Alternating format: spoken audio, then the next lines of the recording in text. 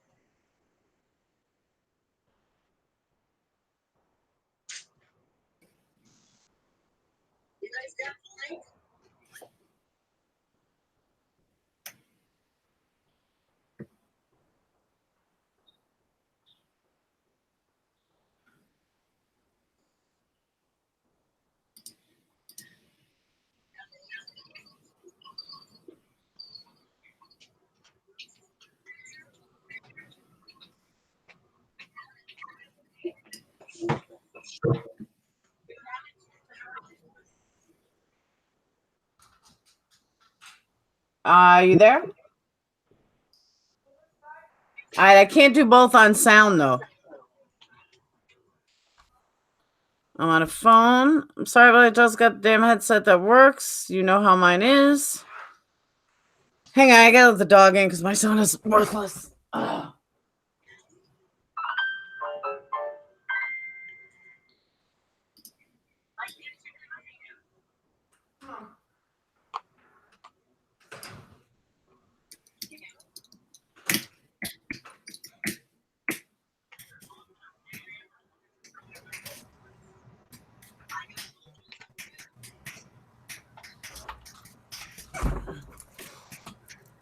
Hello? All right, I can't hear this though. Probably because it's coming to my headset. So hold on. Can you hear me, Falcon? I can keep both going. Yes, I can hear you.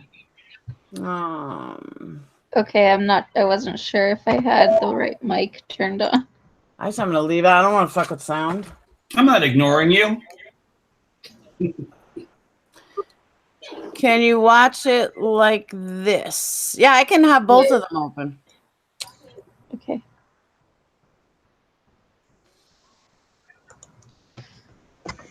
So how are you? Good. How are you? I meant Falcon. But I can only have sound going through one. Oh, I'm fine. How are you? Tired. This is cool though with two cameras. All right, so I'm gonna shut this one down because it's almost like 3 hours. But find the Hangouts one. I say it's just another room, but we're over in Hangouts. So I'm gonna shut this one down. Come over there. Allie, you know where to find us. Anyone else that wants to join, you know where to find us. Marissa, can you help Running Fox figure out how to find us in Hangouts? It's gonna look like a regular thing though. We'll watch the Hangout on here. Exactly. Link doesn't work for me. I don't know why the link wouldn't work. Laura, I gotta take my earrings out.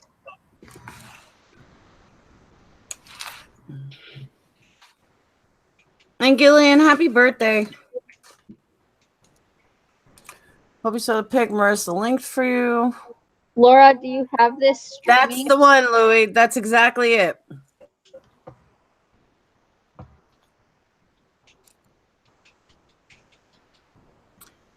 Bye, Jay. Click link is a video, audio chat. Got it. Okay. I'm going to shut this one down. Guys, go over to where it says Hangouts with Guilters. And I'll be back. Find us over there. Don't forget to subscribe. Check out my other videos. End. Done. Okay, All I right. posted the link to YouTube. Now,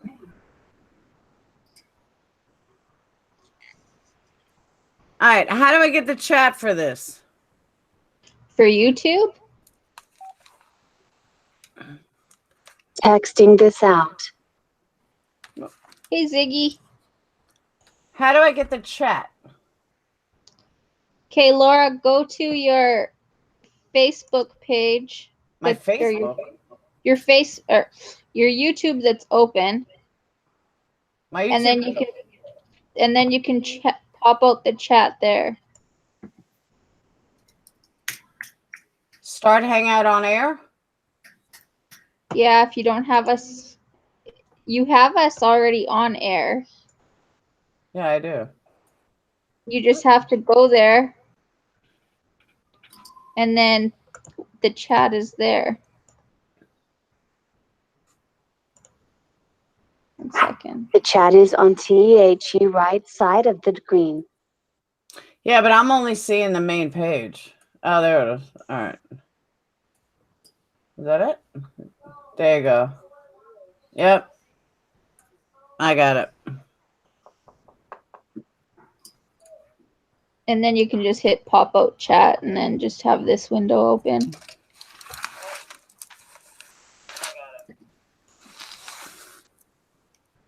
And then you can just hit pop out chat and then just have this window open. I hate the delay.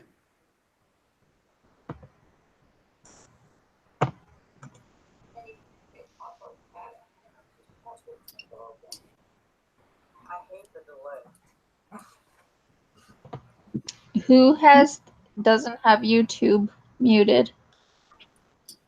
That was me. I just muted it. Oh, okay. Sorry. I wasn't sure. No, that's okay. I have an idea.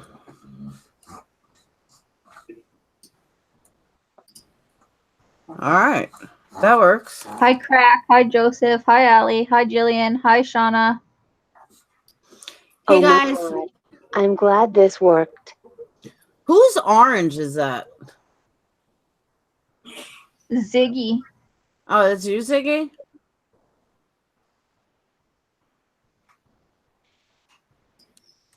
And Ziggy is using a voice to text or text to voice.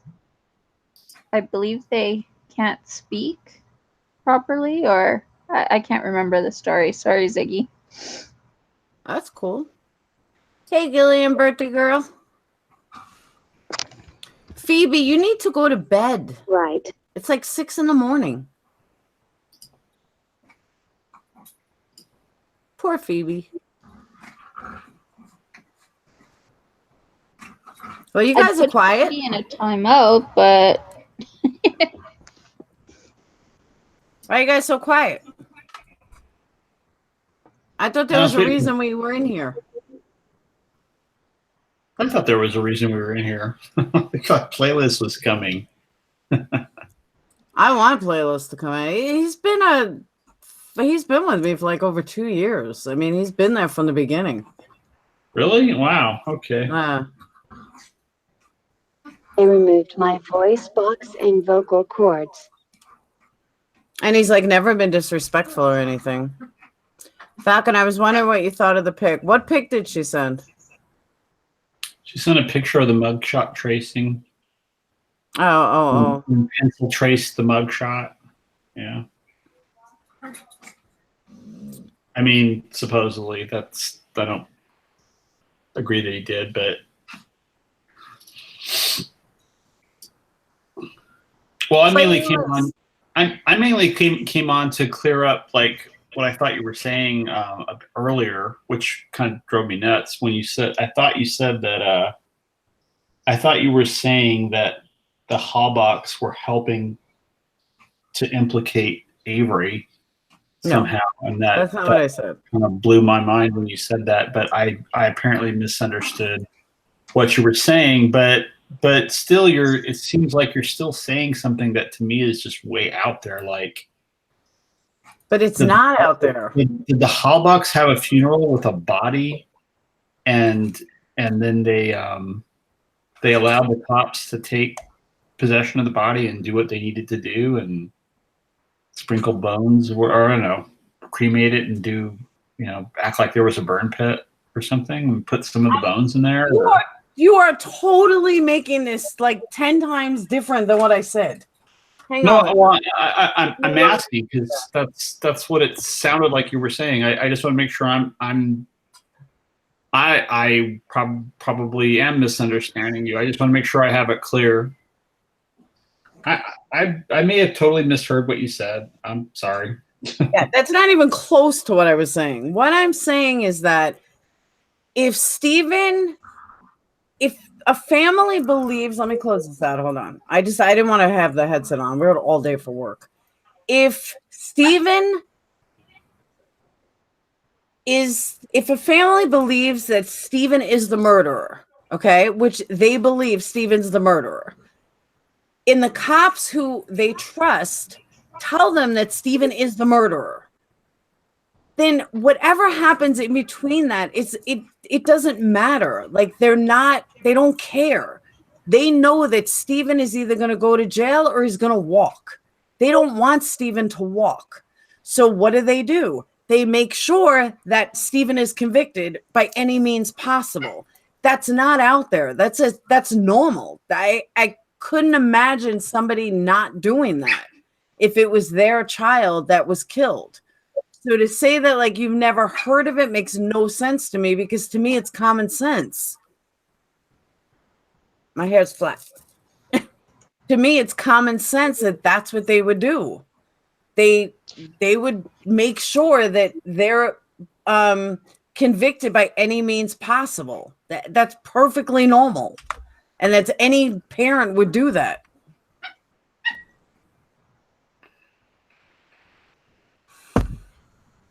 Falcon? I'm waiting. Hey, Flora. So you can text me and give me your address.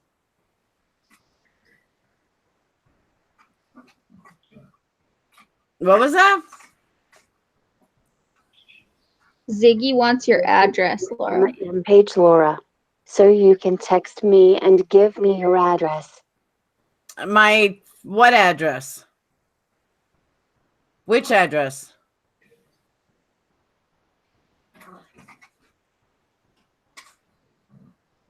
Look at the chat text. You need to retype it because it's not in this chat. I think it was in the other chat.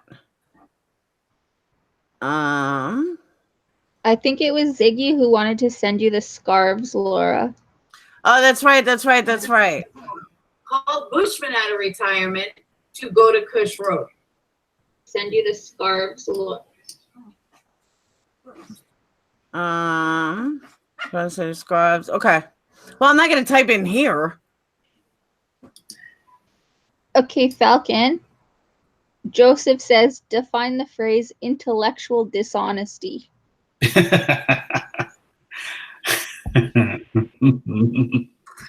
I know what Joseph thinks of me. It's all right. No, define it. Intellectual dishonesty. I know what it means. It means when you know. Oh, how can I put this? When you know that something is true, but you're still going to argue against it anyway because you're just not willing to allow yourself to be proven wrong. When you know the truth and you argue against it anyway, intellectually, you know the other person's right, or the other person has a point, but you're just refusing to concede it. So you're going to keep arguing the point, whether you believe it or not, just because you don't want to lose the argument. I understand what he's saying. But that's not... All right, go on. Well, he's saying that's not what it is. I'm being intellectually dishonest with that answer. No, I'm saying that I don't see how you don't see that someone would do whatever they can to convict someone that they believed killed their daughter. Let me put it this way: like if it was someone in my family that was killed, and the cops came up to me and said, "Look, we like a guy for this, and here's who we think did it," and they present evidence to me. Oh, no. Not this is who we think did it. This is who we know did it. Hands down. And this is how they did it. No, okay. This is who we know did it. Okay, fine. This is who we know did it, and this is how they did it. And they give me all this, and they get me to a point where I'm like, okay, I see what you're saying, and you've convinced me. I think that this guy did it too. I'm with you guys on this. I buy your argument. I buy your story that he did it. And they said, thank you very much. Now, what we're going to do is after the funeral, we're going to take the guy's, we're going to take your relative's bones and we're going to sprinkle them all over this crime scene because we need to absolutely make sure we nail this guy that we've just convinced you did it. And my response is going to be, wait a minute. If you guys have the evidence, and this is my honest answer, if you guys have the evidence that he did it, then why do you need to do anything with my relative's bones or anything to make sure? In other words, I'm going to be questioning why they're needing me to turn my head the other way while they do stuff. I'm going to be saying, wait a minute, I thought you guys had this guy cold. If you have this guy cold, then what do you need to do what you're talking about? See? Yes, but I'm not going to say good to go, guys. I'm with you on this. Do what you got to do. I'm not going to say that. I'm going to look at him in the face and say, wait a minute, what are you talking about? I thought you guys had the evidence. I thought you had the goods on this guy. What are you talking about now? Okay. You're talking about you want to plant something? You want to do something? You want to do what? And you want me to go along with that? Hold on. If you're even halfway thinking that they let the Halbechs know what was going on, you are completely delusional. They absolutely did not tell the Halbechs what they were going to do. What they did do, hold on, is very manipulative police, very manipulative prosecution came to them and said, your daughter was killed by Stephen Avery. Now we need to have the evidence to prove that it was Stephen Avery. How are we going to have the evidence to prove it was Stephen Avery? Don't you worry, Miss Halbach. We'll get justice for your daughter. Don't you worry, Miss Halbach. We will make sure that your daughter's killer is convicted.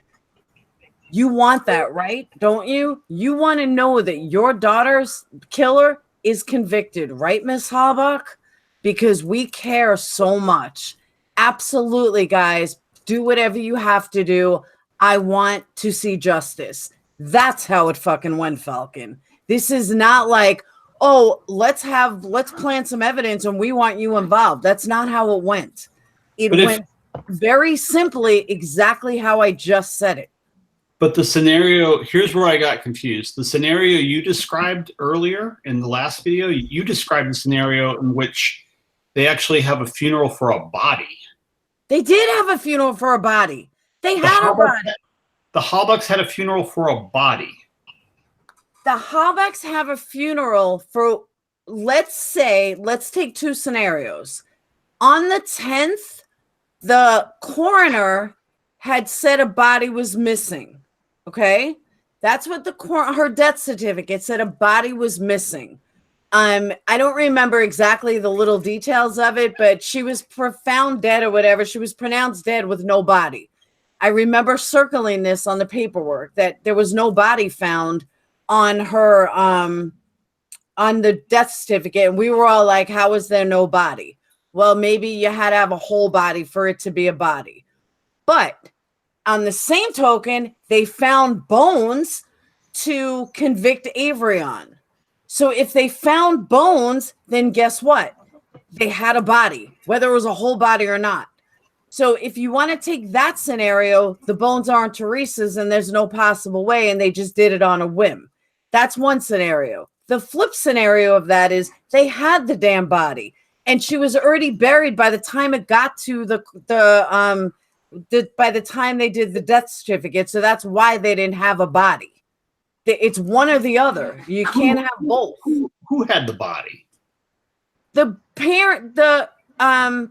Halbachs already had their daughter's body.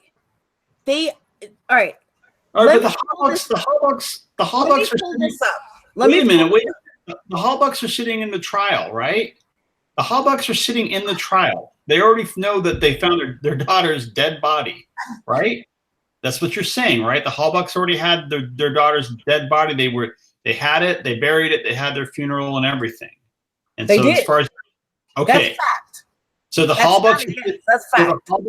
So the Halbachs are sitting in the trial with this in their mind. They already know that this happened. They had a body. They buried it. They're sitting in the trial and they're watching the prosecution put on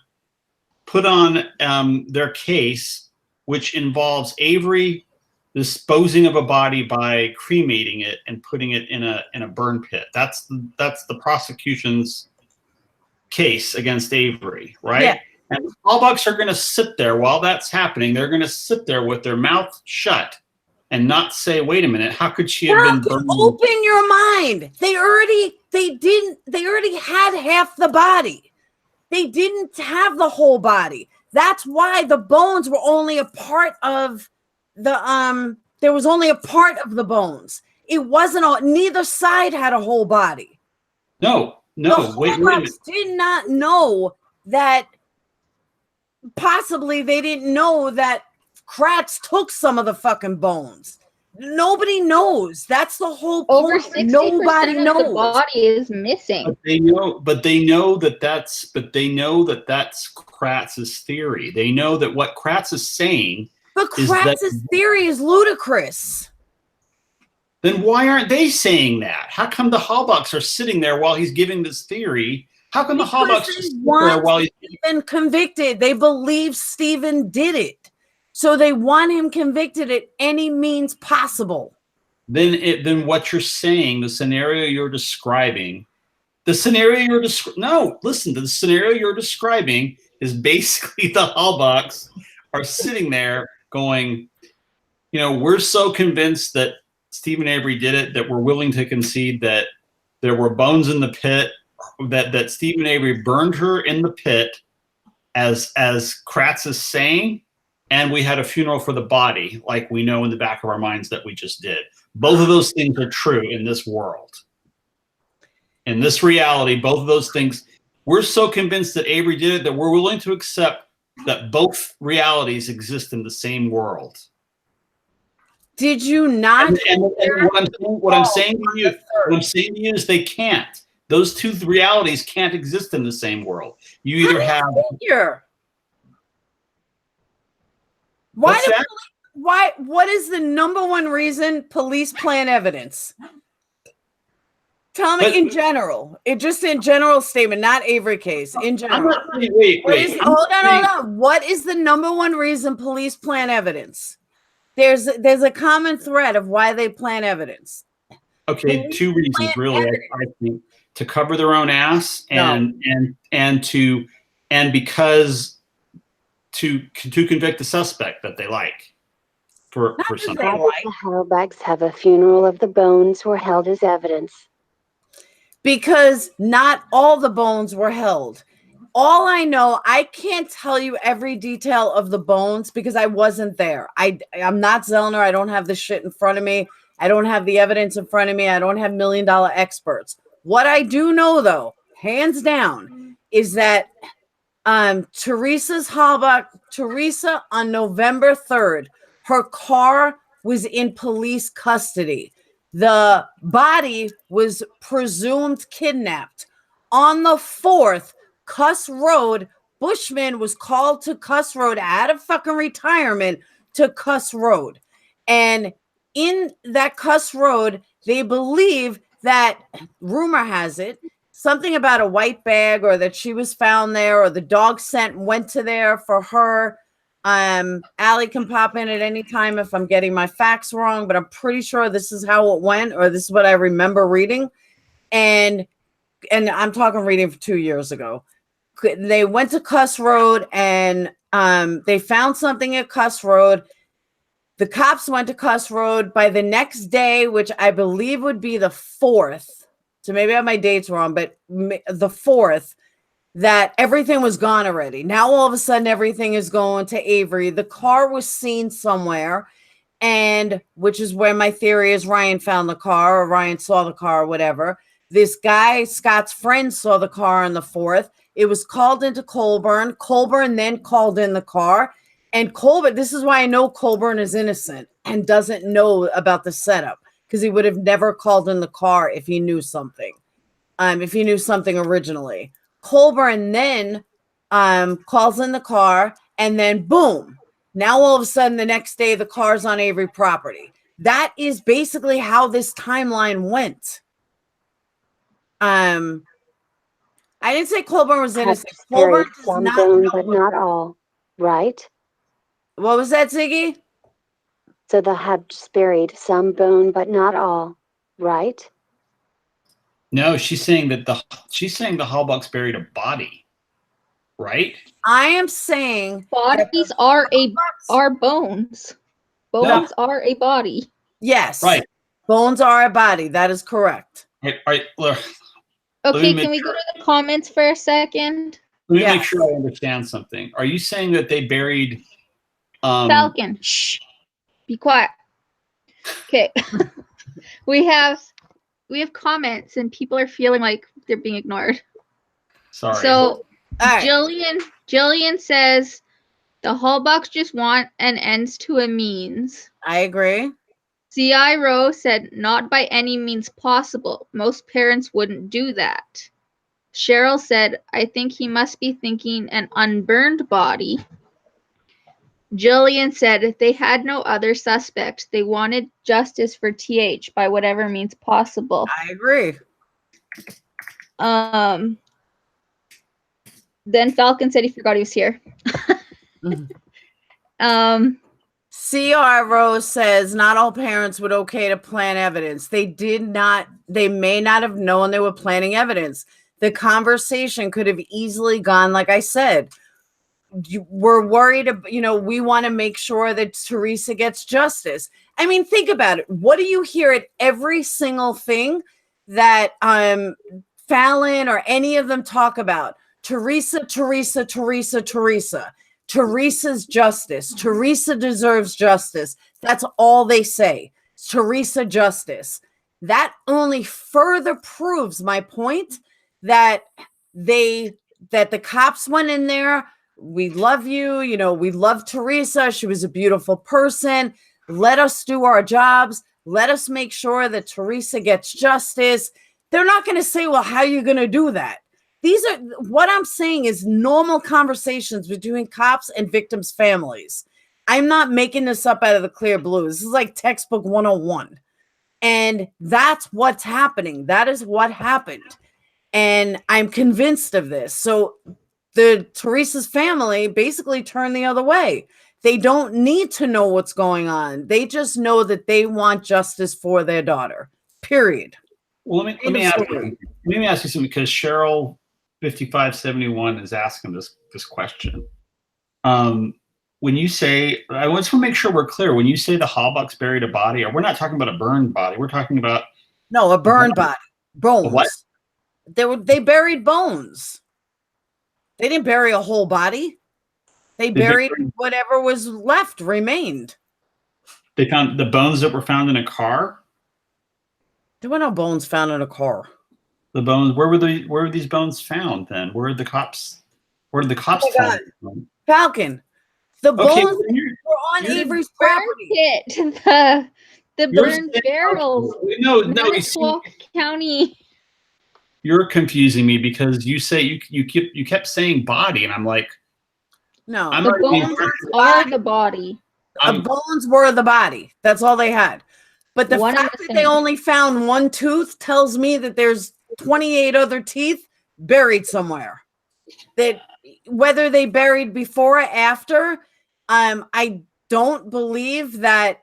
I can't tell you exactly the bone. It's the one thing I can't tell you exactly, but I can give you a roundabout. On the 10th, there was no body. Bones are a body. You have bones, you make up a body. If you only have 10 bones, then that's the body that you have is 10 bones. But the fact that they found so little bones from her, and then Kratz writes this letter that it's only 60% match, and he sounded surprised. There's so much more going on that none of us know about. But the fact that the not the coroner, the whoever writes the death certificate, I guess that is a coroner, but whoever writes the death certificate said that there was no body. Flip that over and go to the flip that over and go to the coroner. The coroner used pictures. She never even examined the bones. She went by pictures that this is what they look like. The whole thing is ludicrous. Absolutely ludicrous of how this went down and how many people lied. This is all fact. So to think that one tooth was left, but yet a half a camera and all this other evidence was still there, and that wasn't burned enough. But it burned so bad. There's no teeth, there's no bones, there's no nothing except for a small amount. That you needed like 15 loci, and there were only 12. I mean, there were only 7. And the whole thing is preposterous to believe that that the family didn't have a body, bones, whatever. I'll say bones. That they didn't have another route, that were buried already, because where's the rest of them? They did not incinerate. Okay. Right. Well, that's okay. Okay. I think I'm following. Well, I think I got thrown off by, you kept saying body, and I kept thinking you were talking about the Hallbox burying a body, as in an unburned, intact corpse. That's what I thought you meant. And I'm like listening to you. I'm going, how could you be saying that? There was no body. I'm sitting here looking at you going, is she really saying what I think I'm saying? But that's not what you're saying. You're saying, you're talking about the bones were shown to the Hallbox. The Hallbox said, okay, those, if you say so, those are our daughter's bones. And then the cops spirited the bones away and then did what they did. And the Hallbox didn't know anything about what happened after that.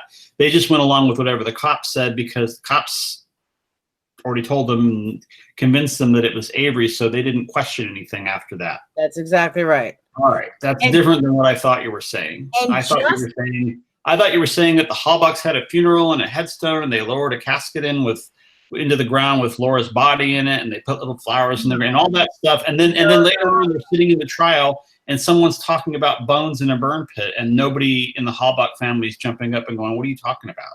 Because we just had a funeral for.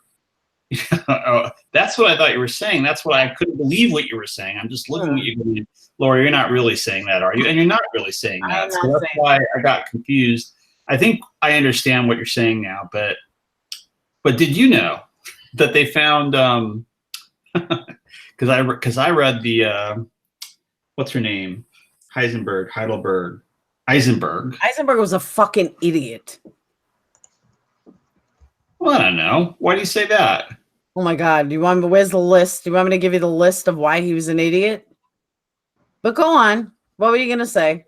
Well, Eisenberg said that they found pieces of every human bone. They found what? They found parts of every human, just about every human bone in the body. They found at least pieces of in the burn pit. They did not.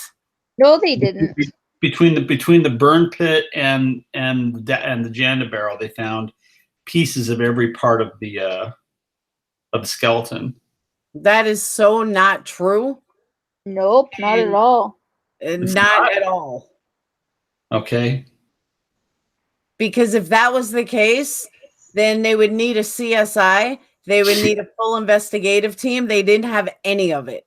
And everyone in chat keeps saying the coroner was there.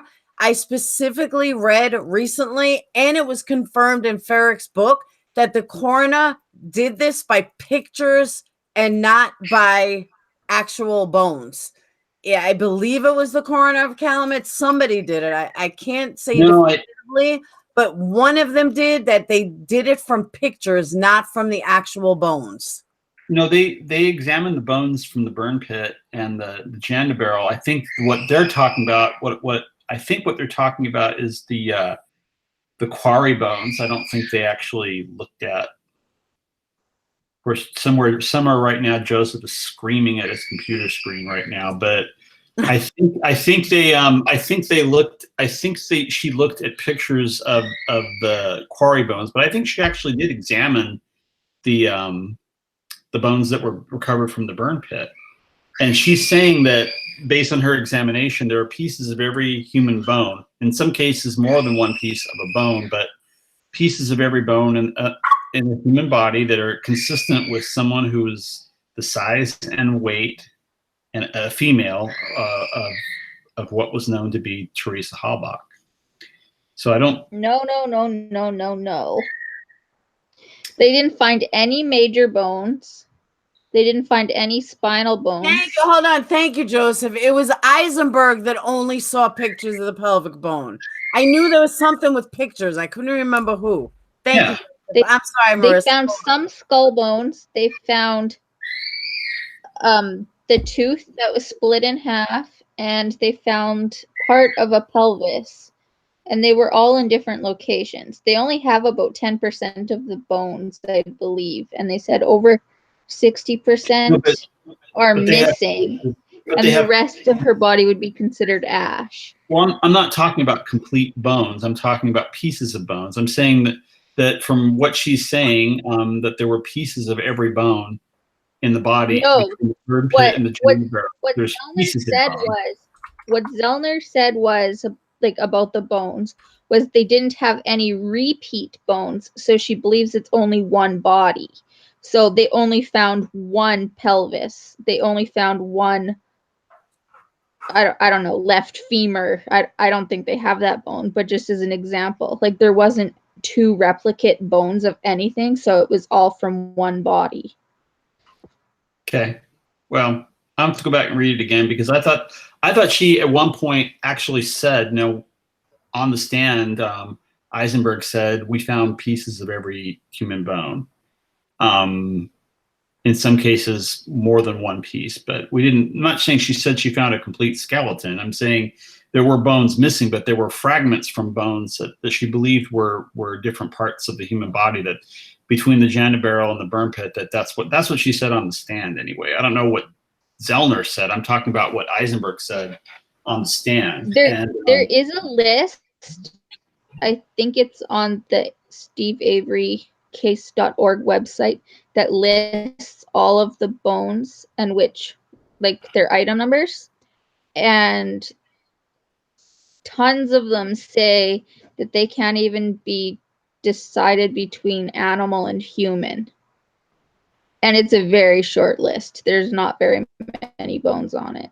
Well, not in the burn pit and the janda barrel. In the burn pit and the janda barrel, they were able to figure out that the bones that they found there were human bones. They were able to distinguish between human and animal bones. Like, for instance, in the burn barrel, they were able to distinguish between chicken bones or whatever that Avery had been, or whoever had been discarding in that trash can. No, what I'm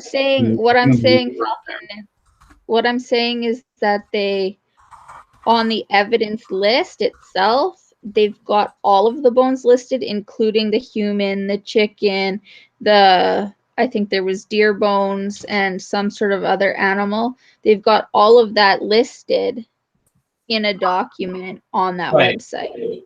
So you can actually just go and look. You don't have to. Right, but are you talking about trial testimony? You can actually look at the evidence list. Are you talking about inclusive of the quarry bones that were found? Are you talking about those too? Yes, all the bones. Okay. Because there was no duplicates. And there was what? There were no duplicate bones.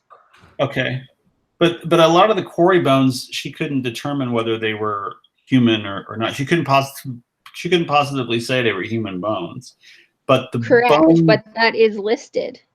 Like it is listed right as cannot be deciphered. Right, but in the burn pit and the janda barrel, she was able to definitely pick between human bones and non-human bones. Those she was decisive about. Those she was able to say, these are human bones, these are not human bones. I don't think there are many, if any, in that location where she wasn't able to make the determination. I think she wasn't able to in the case of some of the bones that were recovered from the quarry, because, for instance, I think it was the pelvic bone. She said she was basing that it might be human based on the articulation of the joint, but she didn't actually wasn't able to positively say this is a human bone or not. I think she got kind of beat up for that because people are saying that she should have been able to make that determination, and it's kind of like, well, she wasn't, for whatever reason she wasn't. And she admitted that. To her credit, she said, I can't tell you this is not a human bone, but I can't tell you that it is either. It's just based on my examination from, such as it is, I'm telling you that I suspect it could be a human bone, but I can't positively say it's a human bone. But that wasn't the case for the bones in the burn pit and the barrel that she was able to identify as human bones. From what I recall, and I'm just going by recollection right now because I don't feel like pulling up any links, the animal bones that were found in the barrels were in the barrel that was actually Stevens that contained the camera or the phone or whatever it was, like the actual physical item of Teresa's, not human remains. It had, I think they said, moss and something else growing in there, and animal bones, and whatever that device was. I think it was a Motorola phone. Right, but they found human bones in the barrel too. They found bones that they were able to identify as human. No, the human bones were found in the Dassey barrel. They were not found in the Avery barrel. There's two different barrels. Oh, okay. You're talking Does that about make sense? You're talking about a different barrel. I'm sorry. I'm thinking we're talking about the same barrel. No, there's actually two barrels. So, but they get confused because they always say the burn barrel, like it's one. But burn barrel number 2 was the one that had the bones in it, the actual human remains in it. And that was the Dassey burn barrel. Stevens burn barrel had animal bones and the Motorola phone and moss and other debris. Okay.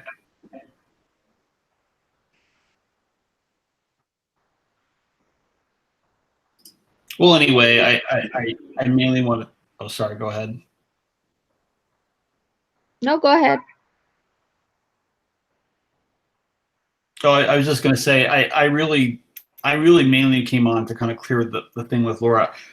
Like I said, I just, what she's saying is different from what I thought she was saying. I guess that's all I really want to do, kind of, was clear that up. I was under the way their documents are written. The way their documents are written, it's very confusing because you can have something on page 100 and then have something else on 100 or on 700, and they pertain to the same thing. So it gets to be pretty confusing. Let's go to comments for a second. Allie said, Eisenberg said the total weight of the bones was 1.7 pounds. The weight it should be is around 10 pounds. So there really weren't that many remains found. 1.7 pounds out of 10 pounds of bones. And then the rest of 10 pounds what? 10 pounds unburned bone? Or no, they only were able to retrieve 1.7 pounds of bones, and in a body the size of Teresa when she was alive, she should have had approximately 10 pounds of bones. So there's a missing 8 point whatever pounds, 8.3, 8.4 pounds of bones missing. Yeah, I know. I mean, yeah, they were reduced to ash, a lot of them, or they were burned. Yeah. I mean, it's not going to be 10 pounds after he runs it in the fire for however many hours it was. It's not. I don't know. I wouldn't have expected them. If they would have found 10 pounds of bones, I would have been suspicious. I mean, what there's no way they were going to find 10 pounds. I mean, where are you going? But I think normally they find a lot more than, like, that's just over that. Well, that's literally 1.7% of a body. Of the bones. They should have found more than that. You can't incinerate bones in an open fire to the point that they're ash, especially bones like teeth.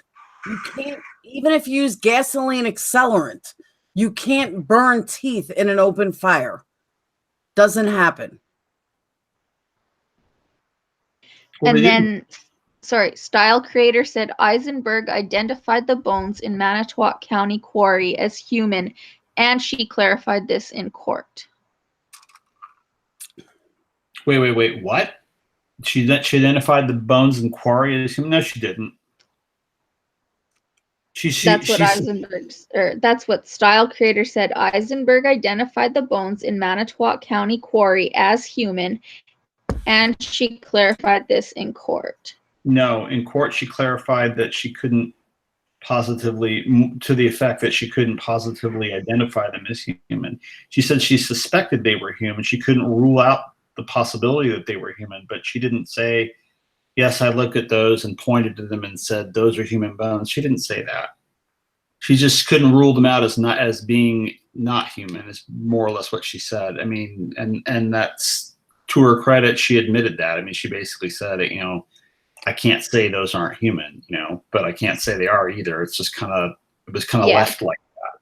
So when people say, oh, there were human remains found in the quarry and all these other places, and that proves X, Y, Z, I just, that's where I kind of call bullshit and say, no, that's not the way it was. I mean, basically you're taking part of the investigation and kind of running with it in some direction that nobody else ran with it before.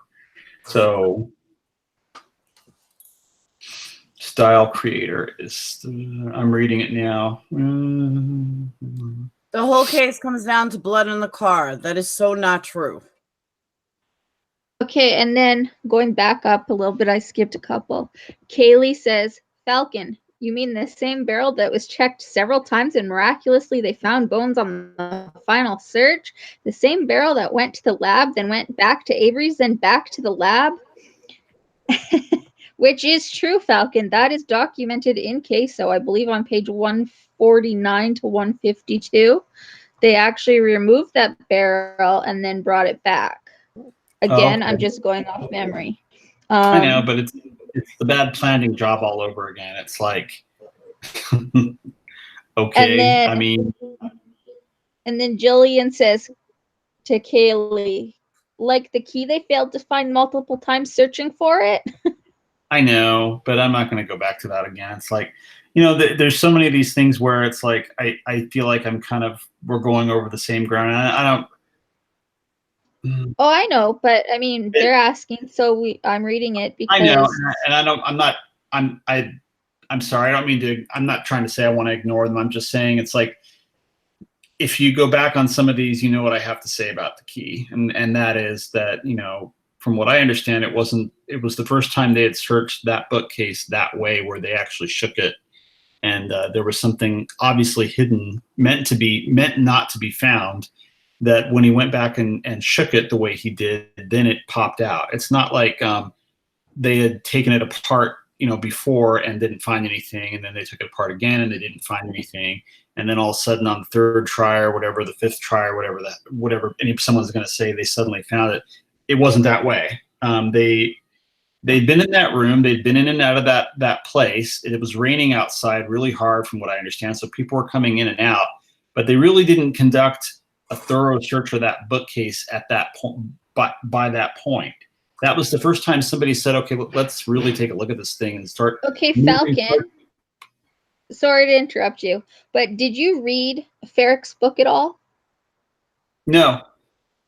In it, he actually has a lot of the documents placed into it as quotes to actually add substance, right? And in it, he says that bookshelf, like, he has the case document in there, and it says that shelf had been checked and everything had been taken off of it and placed back And when Colburn started to smash the book or something like that back in because it wouldn't go, is when they found the key on the floor, was after that. So how would they have had this key in a shelf that they had taken everything off of and apparently left dust and then put everything back, I guess, in the dust holes? Like it was like playing a game of like a puzzle or something where they put everything back in the holes and then the key just magically appears. C4P has a very good point. I just didn't want to interrupt Marissa. Who the fuck shakes a bookcase?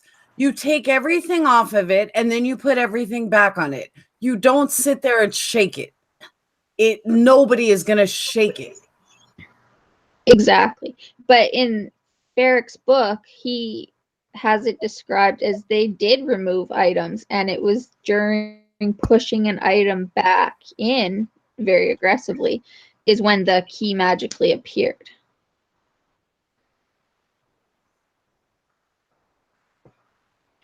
Okay. And And we then- know this, and we know this.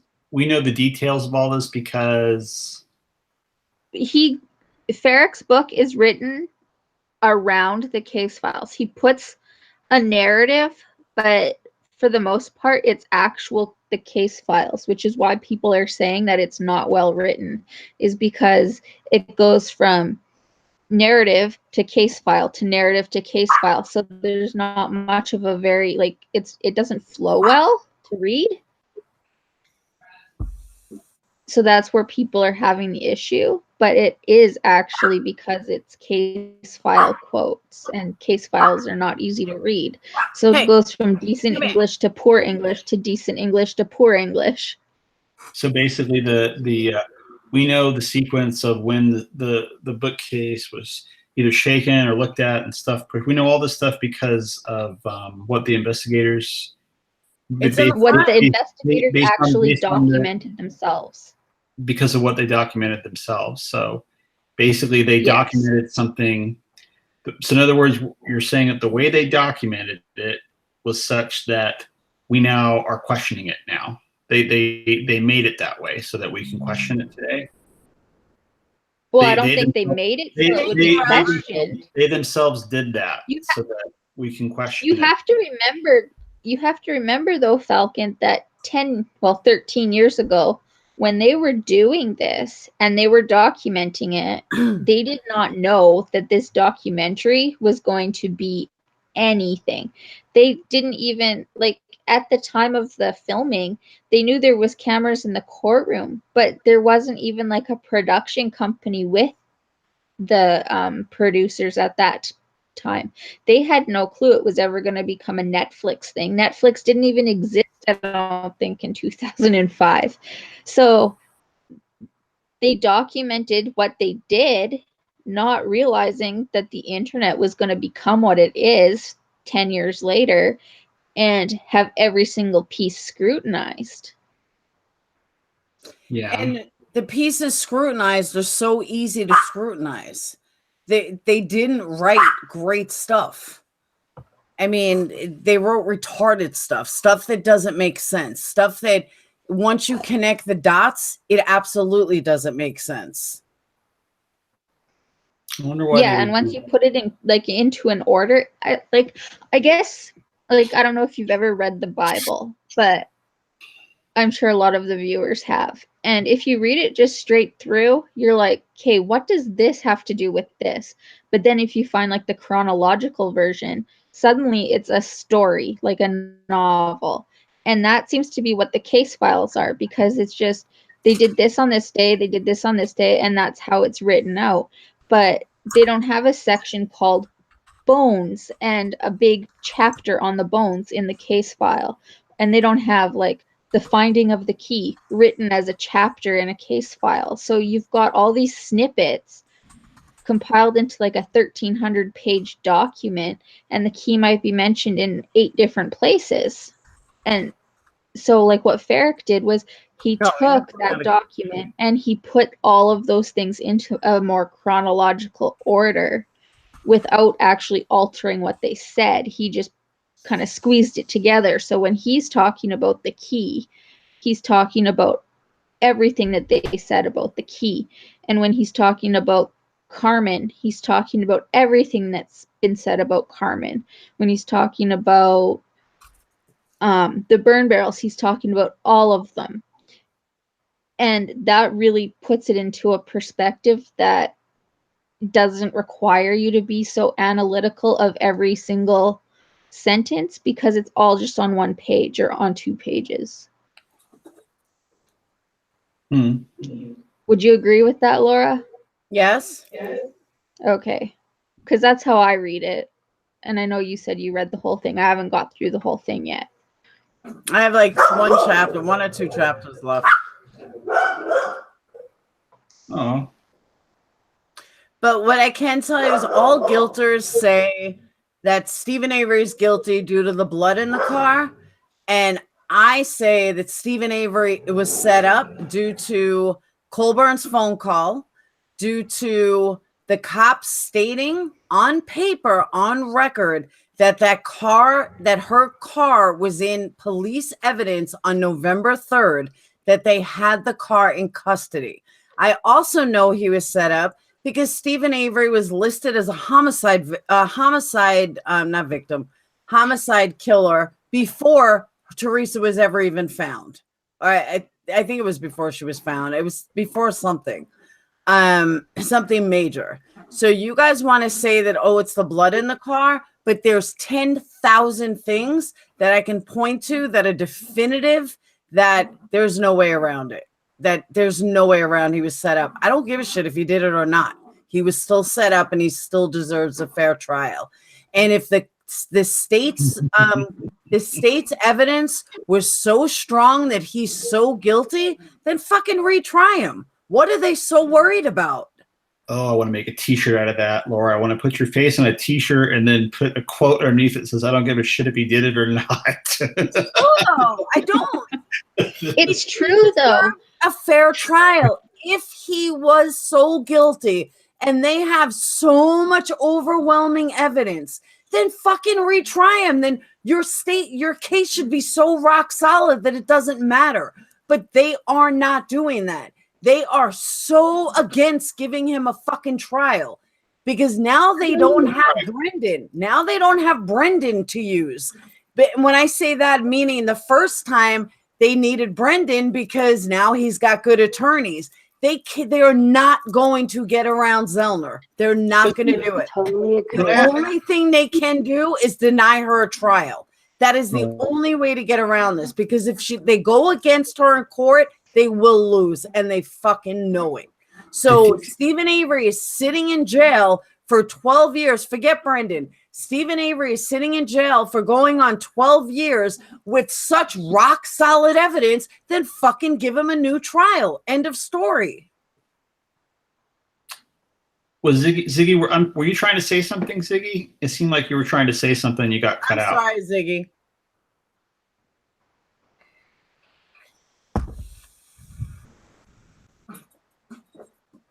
Said I agree. Thank you. Okay, to the comments, we've missed a few now. Quentin says the before and after photos of the key shows that on top of the bookcase, they rotated the remote 90 degrees, but failed to disturb the coins on top, which were still stacked. Yeah, I mean, I'm not saying it's like, you know, this goes back to something I've said before. It's like, you know, there's these anomalous things, like, you know, like, okay, if they were able to knock the key out on try 57, how come they weren't able to knock it out on try 52 or try 48? And I'm like, I don't have an answer for that. I mean, all I can tell you is that I can probably sit here and speculate as to why they found it, when they found it, how they found it. I can give you all kinds of speculation on, and plausible speculation on, why it would be that way. But I mean, once again, there's only 2 reasons why it was found the way they found it. And then Phoebe says they found it as they found it, or they planted it. And That's Phoebe it. says Phoebe says they found the handcuffs and leg irons in the bookcase days earlier. So how come they didn't find the key at that time? Yeah, once again, Phoebe, I don't know. I don't know why they didn't find it then. I mean, I think it's because the particular way that they searched the case yielded the key the time that they did it that one time. I mean, and they weren't looking, like I said, they weren't looking for the key. I mean, they were looking at other things. And so however the key was hidden back there, it just didn't pop out the way they were looking at it before. So my answer to that is I don't know. I mean, and it's one of those things where I can't give you the answer to that outside of speculating. I mean, I can speculate like, well, they didn't shake it with 4.5 pounds of force like they did the time that it popped out. I mean, I can do that all night, but I'm just speculating at that point. But either No, and I actually agree with you, which I hate to say. But there are stupid things that happen in life where you go, oh my God, I couldn't do that again if I tried a million times. Exactly. Like, there are those situations. Pardon, Ziggy? Said it was behind the bookcase. Oh, okay. So Ziggy says that it could have been behind the bookcase, and then that's how it got like flown out. But I mean, there's if you want to get into chaos theory and the tiny little things that make something go one way versus another way, like how many times have you dropped something on the floor and it totally bounces underneath something, behind a shoe or under a desk, and if you tried 10 times, you wouldn't be able to make it bounce that way again. But as a woman, I have lost many earrings that fell straight down and were never found again. Yeah, you would think they bounced. You heard it hit the floor. You heard a thud, so it hit the floor, and you look down where you heard the thud, and it's not there. It's completely somewhere else because it hit the carpet a certain way, a certain part of the carpet that was a little more fluffy than another part of the carpet. A certain way it landed on the pearl of the earring instead of the stud, and so it bounced away like a basketball to underneath in the corner of some little desk where you're never going to find it until you vacuum over it one day, and then you'll find it, and it's like, or you step on it. Yeah. But and Joseph, I know Joseph would say, Falcon, unless you can replicate that every time, then it didn't happen that way. And it's like, Joseph, there are some things that you can't replicate because there are so many little variables and things that come into play that it's almost impossible to replicate the way it happened. It's not a physics question. It's not a chemistry question. You're dealing with random fluctuations in the universe, tiny little cracks on your skin, tiny little things on the floor, anything. I mean, and you can't always just replicate every little thing that happens. So when people ask that question, it's like, well, how come they didn't find it this time? How come they didn't find it that time? How come the blood landed this way? I can agree with that. I can agree with that. But yeah, it's like, I will say, though, that it's not plausible, but it is possible. Okay. So, and then, okay, let's go to Ben here. He says, I just like listening to how passionate you guys are. You guys really think 100% he is innocent. You guys have to have a doubt to me and Laura. A doubt. And to that I say, I think that I believe they're innocent because we do have so many other people who should have been looked at. No, and just for the record, I believe all truthers are sincere. I think they believe what they believe. I don't think anybody's. But I also feel that for me as a truther, it isn't about whether they're innocent or not. And I know, like, you're just mocking Laura about that, but I want them to be tried in a way that is morally, legally, constitutionally correct, and they did not receive that. And that is where I get upset. If they could bring them both back in and do it in an ethical way, I would be 100% I would actually be happy if they were actually found guilty in the correct way, because that would mean that innocent people aren't wasting away in jail. Well, what was the biggest thing in your mind, the biggest, or how should I put it, the most egregious thing that was done to them that demonstrates that they didn't get a fair trial, that Stephen Avery didn't get a fair trial, say? Like, what's the most egregious thing that happened? That if you feel that if they were to do the trial over again and not do this egregious thing, that possibly a jury might have found him innocent or not guilty. They didn't consider anybody else a suspect. Within 64 hours of Teresa, I think it was 64 hours of Teresa being missing, like of being reported missing, they were already saying that they were arresting Stephen for homicide. And Arrested him so soon. pardon, Ziggy? They arrested him so soon. Soon. Yeah, it was very, very soon. And as like, I'm a domestic violence victim, well, survivor, and I know, like, just based on Teresa's lifestyle, and I don't want to shame her at all. She's a normal human who had normal urges, and she did her thing, and it wouldn't even be an issue if she hadn't passed away. But like, she had so many different people in her life, from Ryan to Scott to the man that she had photographed and his wife, and then that she was seeing. And none of these people who should have been the initial suspects were ever even considered suspects. And they testified, like Ryan testified on the stand, that he had never been interviewed privately, and he testified that he had never been made to feel like a suspect. And as the ex-boyfriend who moved into her apartment within days of her going missing, who had her day planner and that stuff, why wasn't he looked at? How is that a fair trial for anybody if there was no other suspects ever considered? Well, I want to make sure. I want to make the distinction between, like, the stuff that was I thought somebody was talking.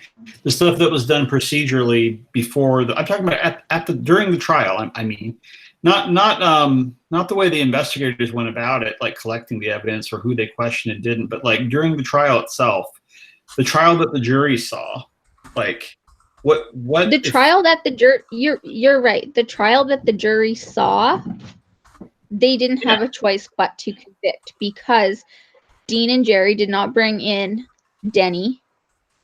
Like, they just didn't bring anybody else in as a suspect.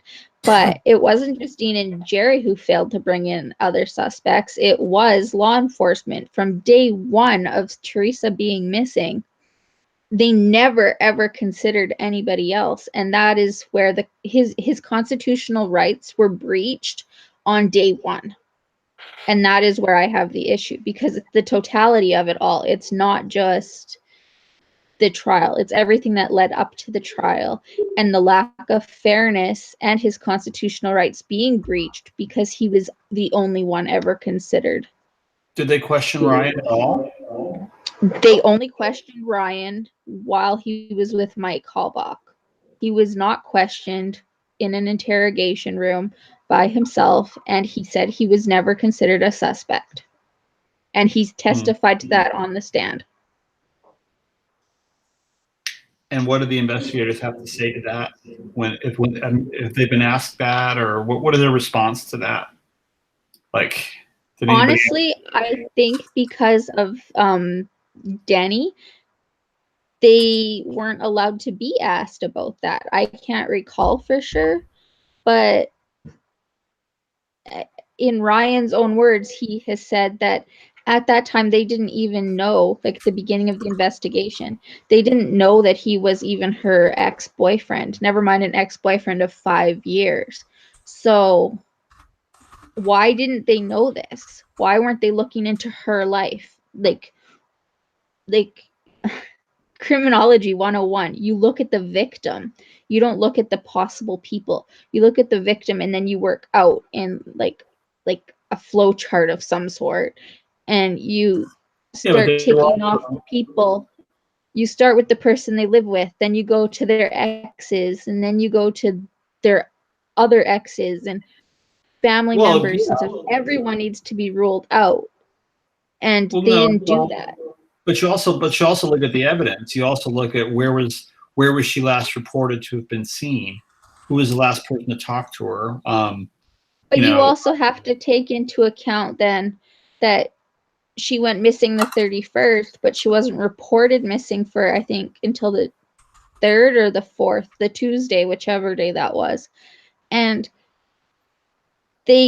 her mom's 911 call did not say, oh, she was last on Avery property. So where did that information come from? It came from Ryan having that day planner.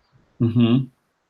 So the fact that Ryan had the day planner should have been a flag in the first place, and it wasn't.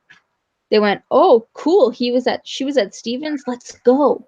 Instead of saying, why do you have her day planner? How did you get her day planner from this day? Why is this the last day that she was seen missing and you didn't question? Like, but the day planner, someone's got me bouncing back somewhere. Anyway, just as an aside, someone doesn't have something on mute, or that there's feedback, by the way. But I mean, it might be me, my internet sucks. What's that? I think it's you, because I don't hear it. We would all hear it.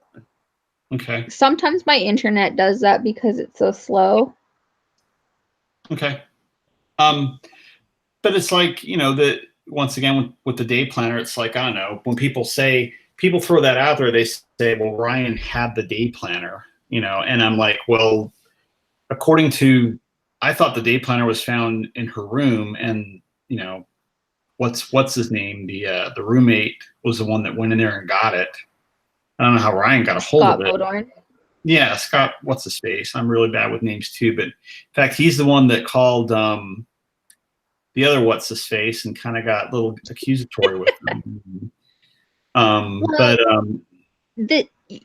don't know like how many people realize this, but Ryan moved into Teresa's apartment or home within like hours of her going missing. He was the one who provided the police with her vibrator, her toothbrush, I believe her hairbrush, 7 pairs of dirty panties. I don't know why she never did her laundry, but she had 7 pairs of dirty panties, and several other things, including the day planner. It's documented. They had her pap smear. But did they get that from the apartment, or did they get that from the doctor? No, they would have got that from the doctor. Okay. Yeah. So from the home apartment, whatever it was, Ryan was actually the one who was giving those items to the cops. And please explain to me why they would need her fucking vibrator. With a description. I mean, like, for real. Someone gets murdered and they need her vibrator? No, they needed DNA. That's what they needed. But that might have antemortem DNA on that. Why would they need the victim's vibrator? They can get DNA from a million other places. Why in the fuck would they need her vibrator? Especially since most people wash their toys. Yeah, and not only that, for the cops to pick it up, not like some special investigator, not some, CSI team. No, your local street cops needed her vibrator. Are you fucking kidding me? Well, because Kratz wanted that. Exactly. For his private collection. Exactly. Okay. Exactly what I was getting at. Kratz wanted it. So when Kratz was harassing those women, he wanted to be able to just whip that out and say, "See, I'm hip, I'm down, I'm in the house, I've got one of these." Right? Possibly, you never know. Or he did something with it. Falcon, you've got an awesome point with that. Kratz wanted it. But how does that affect the investigation? Like, if he wanted her vibrator and he wanted 7 pairs of her panties and all of this other stuff, why wouldn't he want to go put that exact same make and model of vibrator in Steven's room? Because that was found there. Because he wanted it for his own sick pleasure. No, but there was a vibrator that matched the one described in Teresa's house, found in Steven's bedroom. How is that explained? If it was just because Kratz wanted it for his pleasure, why was it moved to Steven's house? Who the fuck carries a vibrator with them anyway? It had a carrying That is where case. the I guess ink somebody. substance in the bullet came from. You live gets scary when it tied. What was that? I'm hard of hearing, so it's hard for me.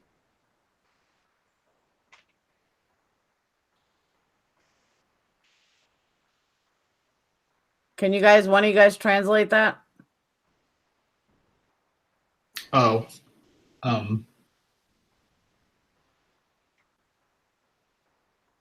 Ziggy, can you repeat, please?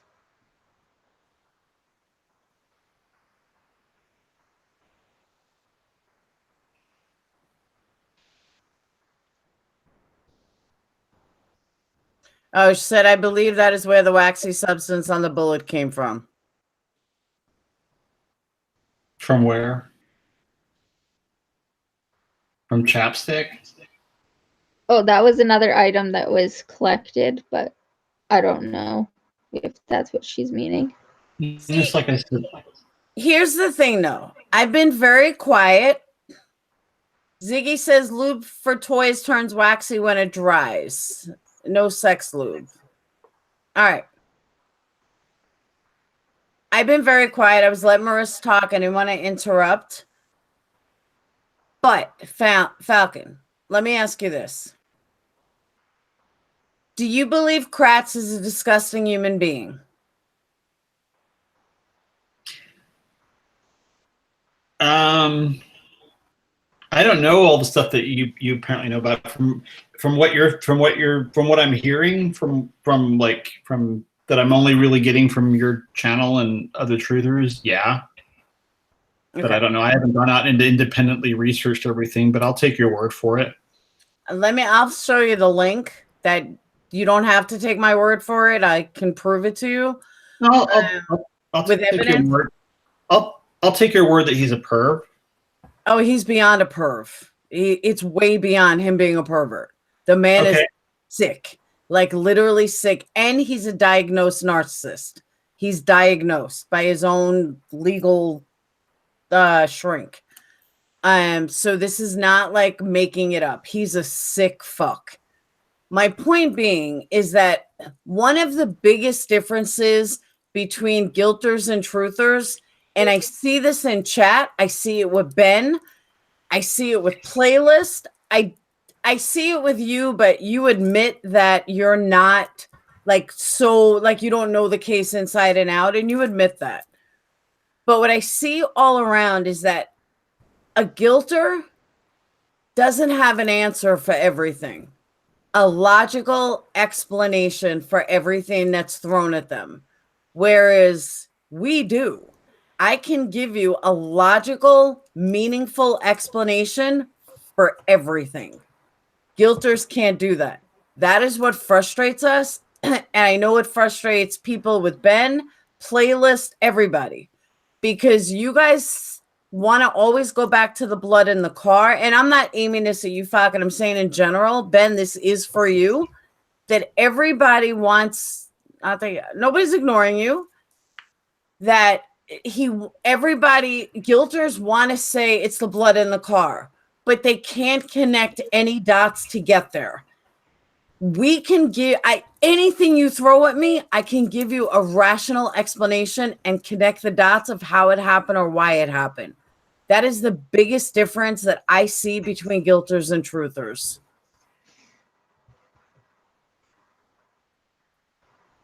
Okay. I mean, it just what I'm saying is everybody, you guys want to say so badly that, Stephen did it, but technically speaking, there is no real evidence to prove it. And the cops knew that. That's why they needed Brendan, period. The fight ends there. There was no other reason they needed Brendan other than they did not have jack shit against Stephen that would hold up in court, that didn't have reasonable doubt, that didn't look fishy. When your prosecutor says, even if the key was planted, there is a fucking huge problem. Huge. Exactly. Well, I mean, I'll agree that it's like I said in chat, either nothing was planted or everything was planted. Would you agree with that? No. Nope. Because they can find. All right, let's go a step further. Let's say it was Bobby and Scott. Okay, Bobby lives on the property. Bobby can easily plant the bones. Bobby can easily plant a key. Bobby can easily plant something. He's already on the goddamn property. He can plant the car. He could do all that. He does. You don't need Stephen. I mean, you don't need the cops to do that. But that doesn't mean that they didn't threaten Bobby. Doesn't mean we don't know what went on. But the amount that Kratz lies and the type of person that Kratz is, win at all costs, the type of disgusting, degrading, vile human being that he is, and the fact he's a narcissist, diagnosed, he takes advantage of domestic violence victims, trying to harass them, trying to provoke them to have sex with. He's just disgusting. And he uses people at any cost. There is nothing to make me believe that he wouldn't have threatened Bobby or Scott. Scott, you want to live? Scott, you want your life? You want to buy this house? You want to do this? Bobby, you got a big life ahead. You don't want to go down for this. So we know that you did X, Y, and Z, but we can't prove it. So who else could be in the house? Who else could? I mean, we have no idea what went on behind closed doors. And you know what? We will never know, ever. But what we do know, hands down, is that they did not get a fair trial. Why are you laughing? Oh my God. That they C4P said Kratz would sell his parents on eBay for a BLT. Probably would. I totally agree. But the point is, we have no idea what went on behind closed doors. We have no idea what transpired in conversations. What we do know is that Stephen asked Bobby to go for a ride with him to go to the hardware store. And then next thing you know, Bobby's turning state's evidence. He's the key witness against Stephen. Well, no matter what kind of bullshit Bobby said, if Stephen knew that he was hated that much, he wouldn't have said, Bobby, you want to go to the store? Connect the dots. So Kratz obviously threatened Bobby somehow, or something went on that now all of a sudden Bobby fucking hates Stephen so badly. Obviously, Stephen didn't know that. Or Bobby didn't just made up this that he hates Stephen so much after all this bullshit. We have no idea if Bobby was threatened. Bobby seems like he was threatened because of the lies. Bobby seems like he was threatened because he is kept out of the limelight. And, it goes back to, if you have so nothing to hide, then just come forward. If you have nothing to hide and you're not worried about anything, guess what? Speak your mind. Prove your innocence. And Tankliff said it best. If an innocent person has nothing to hide. So if nothing is wrong, then you can't go back on your word. If nothing is wrong, then you can't mistakenly say something. Truth is truth. So there's something that went on behind closed doors that none of us know. I doubt Zellner knows. I don't think anyone will ever know. but the state knows, and that's why the state will not retry them and does not want these people on the stand either.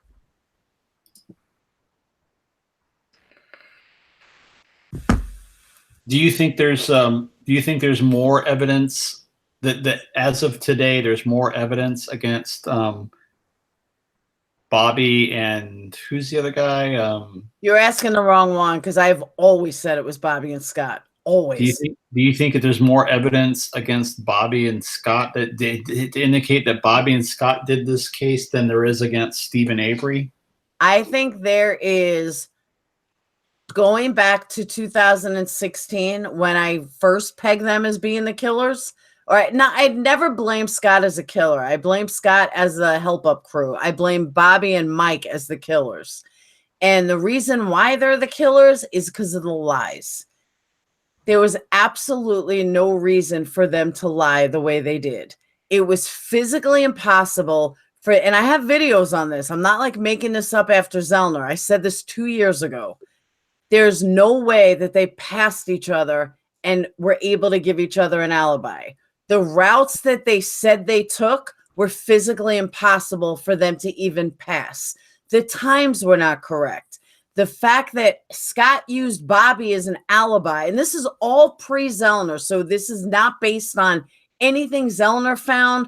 So if it sounds like, well, Zellner didn't say that, this has nothing to do with Zellner. This is based on straight trial. That Bobby and Scott said they passed each other at some point and they recognized each other. Hey, what's up? Blah, blah, blah. They were each other's alibi. But that would be physically impossible. One, because the route each one said they took, they wouldn't have passed each other. Secondly, Scott seemed to know Bobby so well that he knew who he was at 50 miles an hour, yet he couldn't, he didn't even know Brendan's name. Tell me how that's possible. Scott was older than Bobby. It's not like he was friends with Bobby. Mike is also friends with Scott.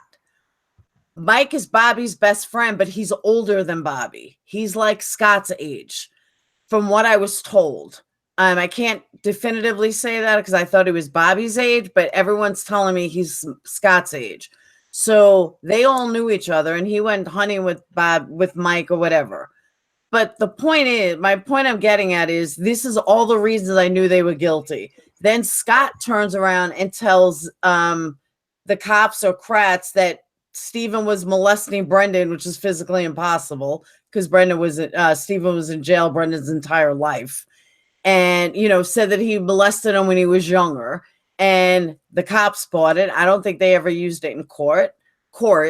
Then Scott's smirk when his own stepson gets, the book thrown at him. Scott gives a smirk that was like classic, just mind-blowing classic. And you put all this together. That's why I always thought Scott and Bobby were the killers. There is no way that they're not involved. Mike and Bobby are the killers. They called Scott, or they had Scott's truck or something. How it all went down, I couldn't even begin to tell you. I'll leave that to Zellner. But the fact that they lied so much, and the fact that Stephen obviously liked Bobby, whether Bobby liked him or not, I don't know. But the fact that he became the state's evidence, when you put all this together, Bobby and Mike are the killers, or Bobby's the killer, and Scott helped to clean up. That is how you connect the dots in this. 2 years later, Zellner comes up with the exact same theory. Obviously, she has the evidence that I don't have. And she was able to really connect it, which I couldn't do because I don't have the evidence. And then you have the computer stuff. But once you connect all the dots to even 2 years ago, Bobby's the killer, period. No denying it. And then Scott helped clean up. What Scott's total role is, I don't know. Now you add in the fact that Scott buys a $200,000 house, right before trial or right after, on 2/27, he signs the papers. March 1st, Brendan goes to jail. Brendan comes up with this confession. All of these little things are a little too coincidental.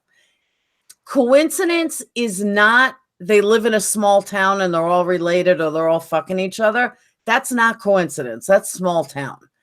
But Scott signing for a $200,000 house on February 27th. Brendan confesses March 1st. Scott's got a shit-eating grin on him on March 1st. Scott's trailer is 10 miles in each direction of Cuss Road. There's too many coincidences. And those coincidences, not conspiracies, those are facts. But, you know, when you piece together a timeline of facts, that's not right. There's something weird going on here.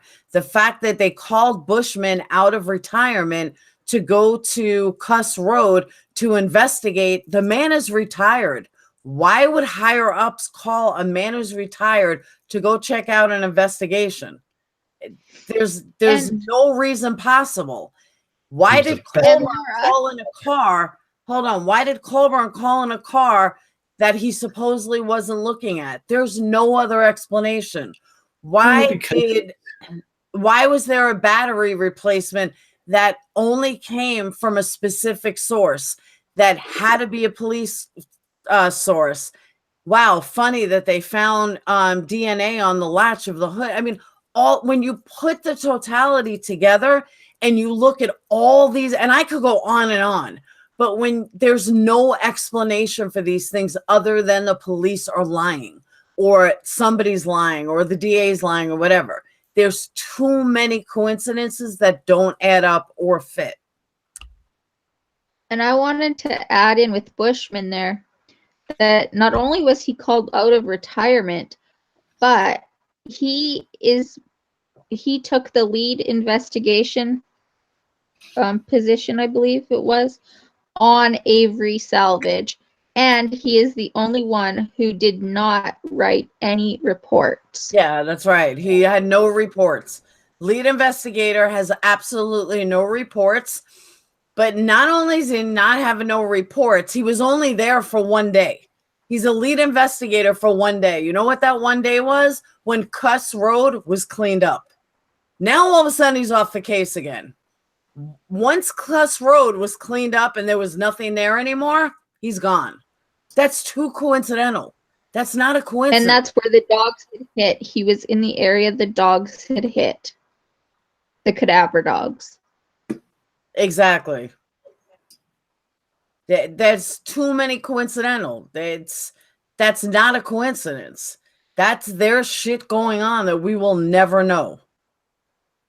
And I go back to my original thing. If they have such rock solid evidence like the blood in the car, then give KZ the car. Let her investigate the car. If they have such rock solid evidence that they're not afraid of uncovering, then give the man a fucking retrial. Period. End of story. This is why I don't give most guilters credibility, because if you believe that he's so innocent, I mean, that he's so guilty, then just retry him. Period. And Quentin says, don't forget Hillegas and Blowdorn are on Avery Salvage Yard on the log when Bushman diverts attention to Cuss Road, pulling everyone away from the places where the majority of evidence is found the next day.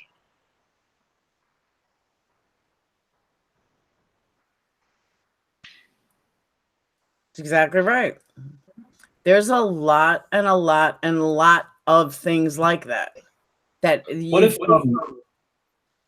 if none of the evidence was planted? What if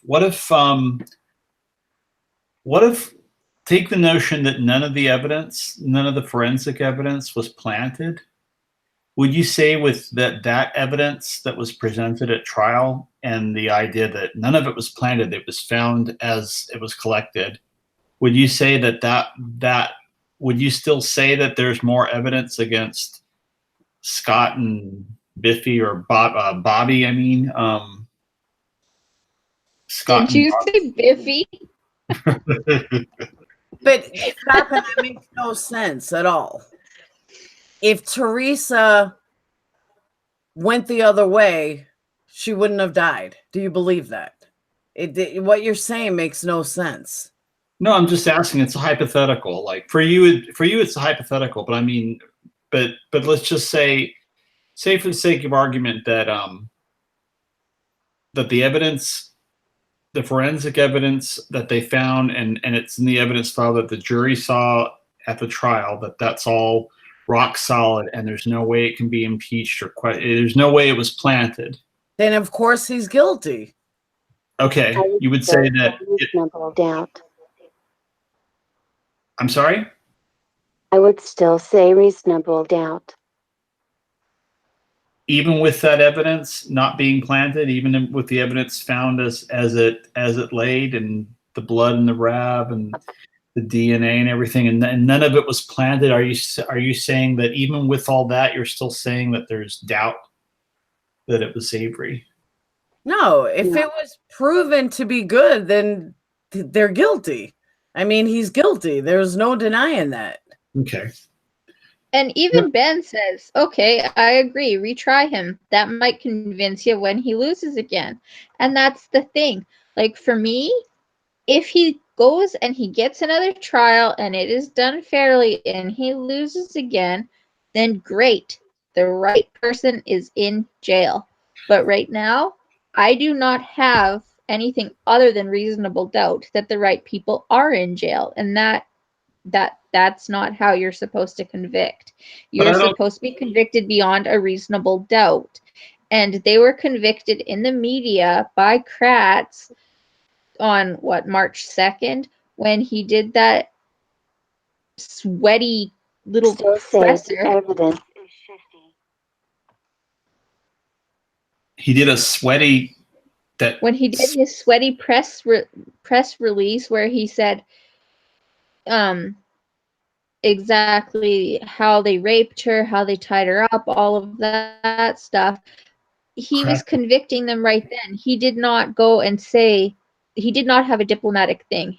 Any press release I've ever seen for any crime, and I follow a ton of cases, the investigators, the DA, whoever, always says, for the integrity of the case, we can only tell you that we have made an arrest of this person and this is the charge. There will be no questions. They do not give away the details because of the integrity of the case.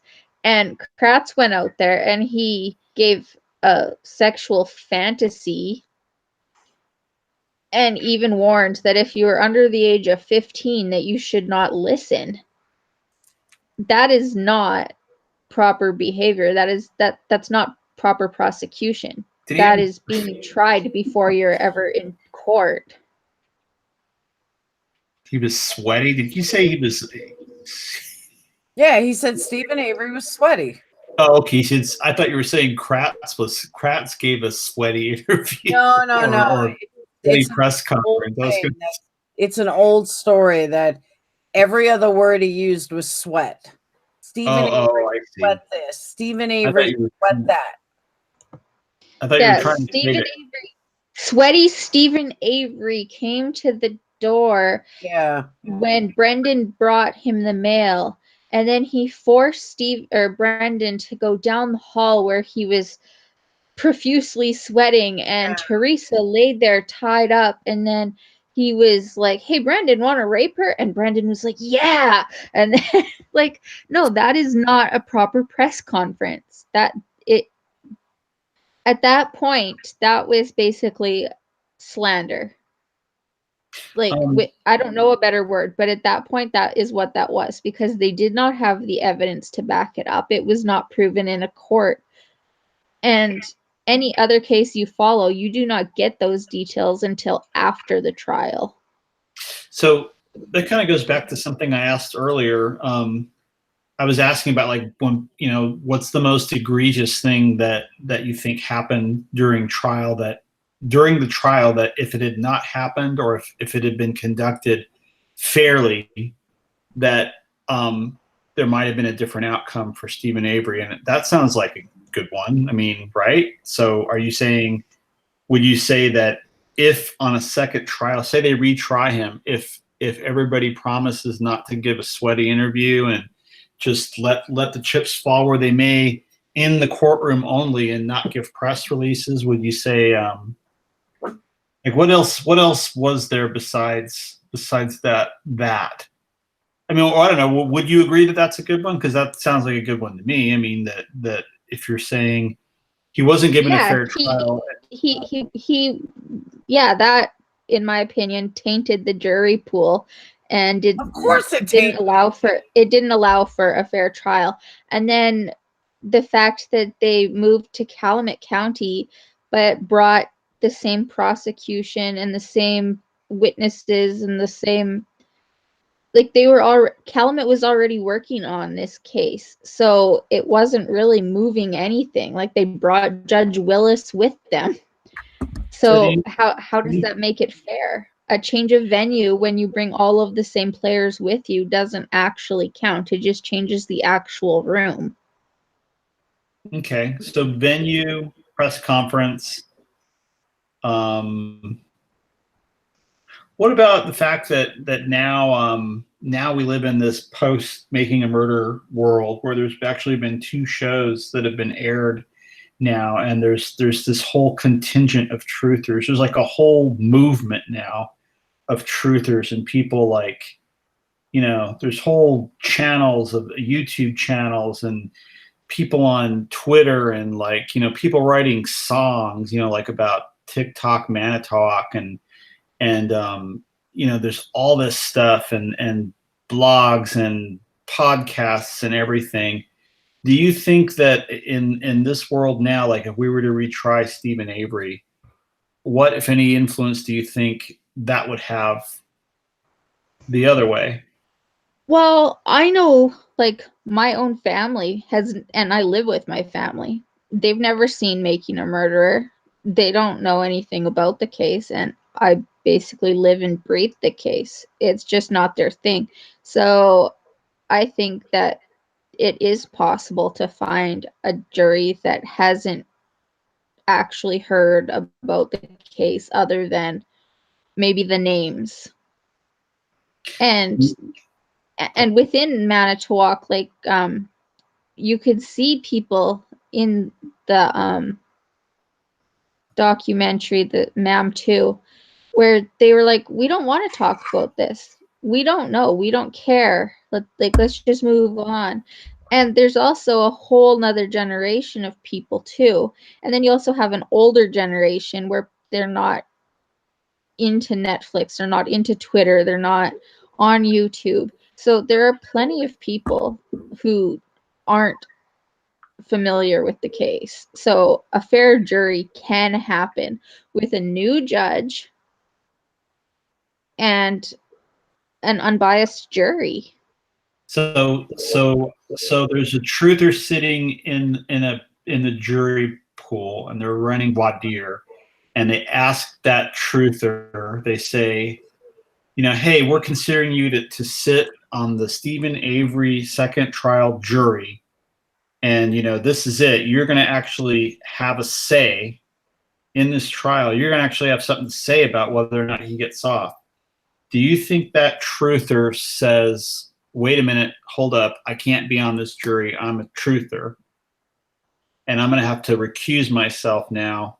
Or do you think that truther says, hell yeah, and gets on that jury and gets Stephen off and gets to be in a picture with him afterwards when they're celebrating and all that? And well, one could also turn that though and say, if you're a guilter, are you going to admit to being a guilter? So how do they get a fair trial? Maybe they have to subpoena records and just ask for social media records, or even see if the people had Netflix at that time or have had it in the last few years to have watched it. Like, there are certain ways that they could get around it, Okay. How many decades do you think it would take to find a jury that wasn't tainted either way? Like round numbers. Well, in today's day, with any case, like, I'm saying, I wake up in the morning and I get news that says, like, someone shot in North Carolina. I am in Canada.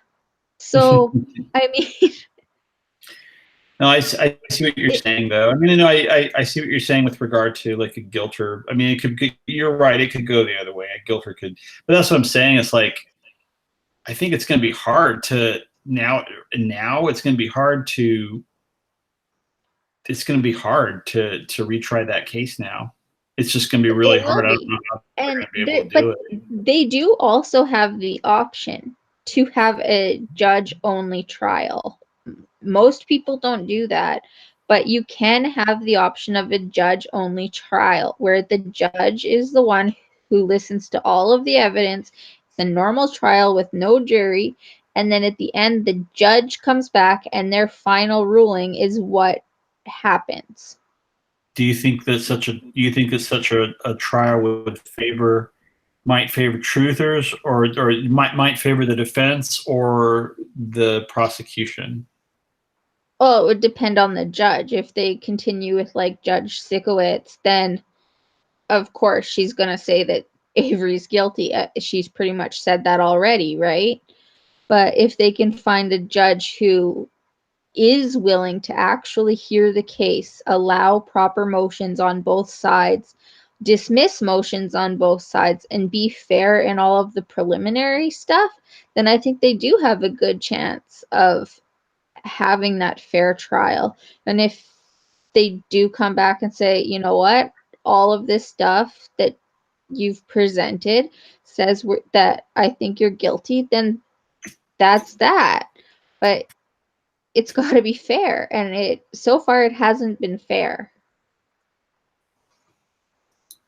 Ziggy's checking out. I think I was just saying. Good night, Ziggy. Sorry, Ziggy. I spelled your name wrong. I meant to put an I.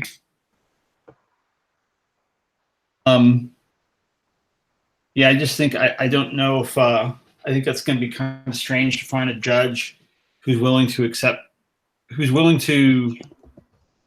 yeah, I don't know. In my experience, judges, well, I shouldn't say in my experience. From what I understand, let's just say, I don't think judges are prone to believe that in evidence planting by cops. I think they tend to think that kind of thing doesn't happen, but. Well, okay. And you're actually right. And I think that when we look at the actual trials, that we see that, because every motion that Dean and Jerry did try and file, it was just, no, that's not relevant. Like, they couldn't bring up the fact that the coroner wasn't allowed to be there. The jury could not hear that. Why couldn't the jury hear that? That was pertinent to the case, but the jury was not allowed to hear it because of the judge's ruling. Why? Hey, because the judge. Go on, ahead. No, you finished.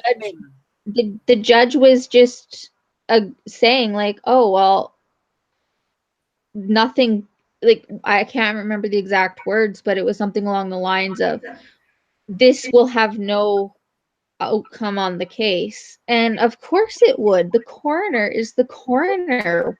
The coroner not seeing a body and assessing it and taking photos is huge, and people are not stupid.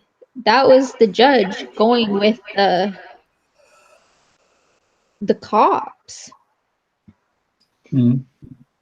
Falcon, I'm going to read you a statement.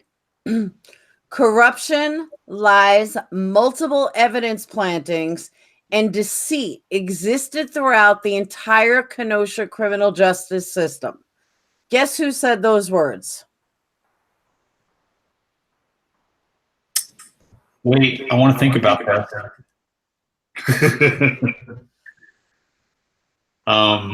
Existed throughout the entire. I don't know. Corruption, lies, multiple evidence plantings. Multiple evidence plantings and deceit existed throughout the entire Kenosha criminal justice system. Do you know where Kenosha is? No. It's Wisconsin. These are the words from a Wisconsin Supreme Court investigator looking into claims of misconduct. Okay? So for people to say it doesn't happen, oh, it happens. This is from 2012, I believe. I'm sorry, 2014, where not one cop, but an entire police force, and you didn't watch my video because I did a video on this. Did an entire police force was slammed by the Supreme Court for planting evidence for exactly what I read. And they didn't do it just once, they did it multiple times.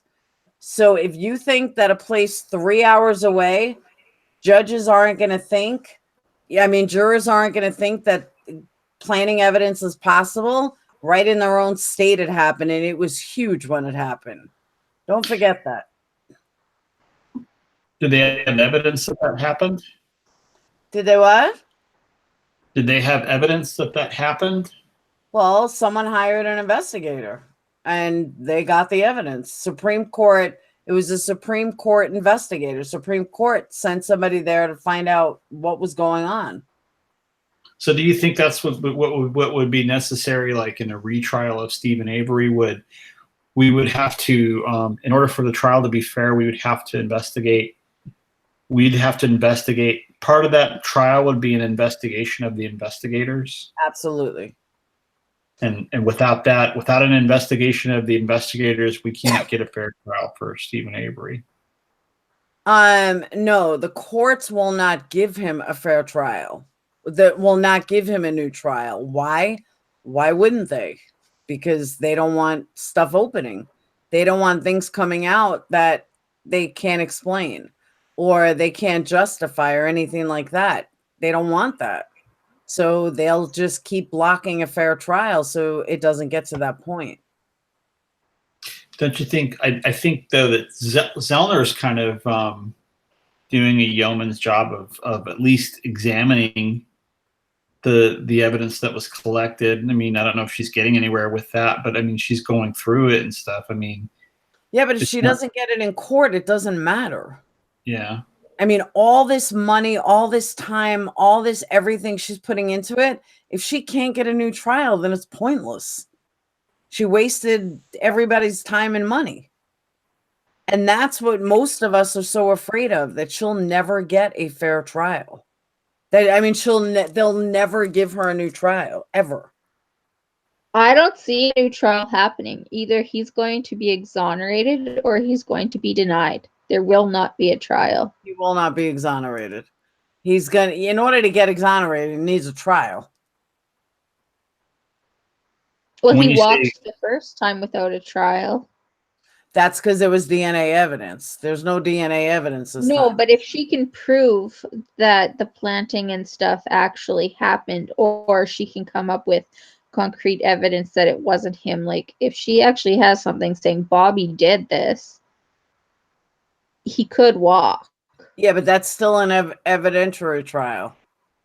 There's going to be an evidentiary hearing, but an actual jury trial to assess guilt, I don't see happening. Because, like you said, the corruption. It will either be a judge says the evidence is fully against what the prosecution is saying, and you're free to go, or they're going to say, no, you're guilty. Goodbye.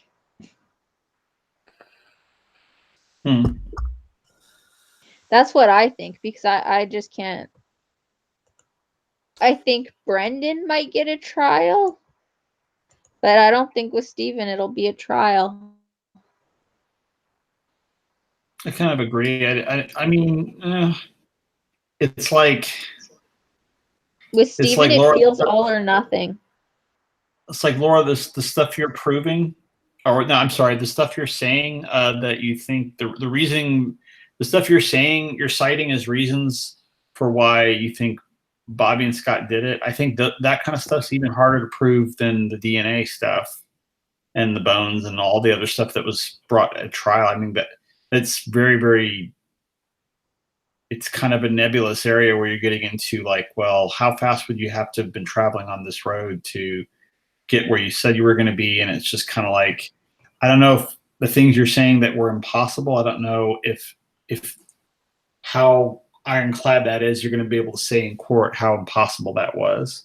Whereas when you're talking about DNA and blood evidence, it was either there or not, or it was planted or not. There's no two ways about it. I mean, and that question of, well, why was it found this way? There's a million answers for, maybe, but there's only two as to how it actually got there, why it's there at all. So unless you can prove it's planted, Okay. then that leaves that open, that it leaves it open that it wasn't planted and it was put there by Stephen Avery. I think that's. Let me ask you a question then. And Ben, if you're still here, yeah, you are still here. For both of you about the blood in the car, here's my main question. If Stephen Avery blood went in the car, Stephen Avery wiped all his prints and everything else off of it. That's where your stand is, correct? He must have. I mean, okay. Yeah. Yes or no? Yeah. Okay. And you believe that he left fingerprints or DNA or whatever, sweat palm, whatever the fuck it is, on the hood latch, correct? You believe that when he opened the hood, like Brendan said, correct? Yes. Okay. And you too, Ben? You believe that as well? I mean, I assume you're going to say yes.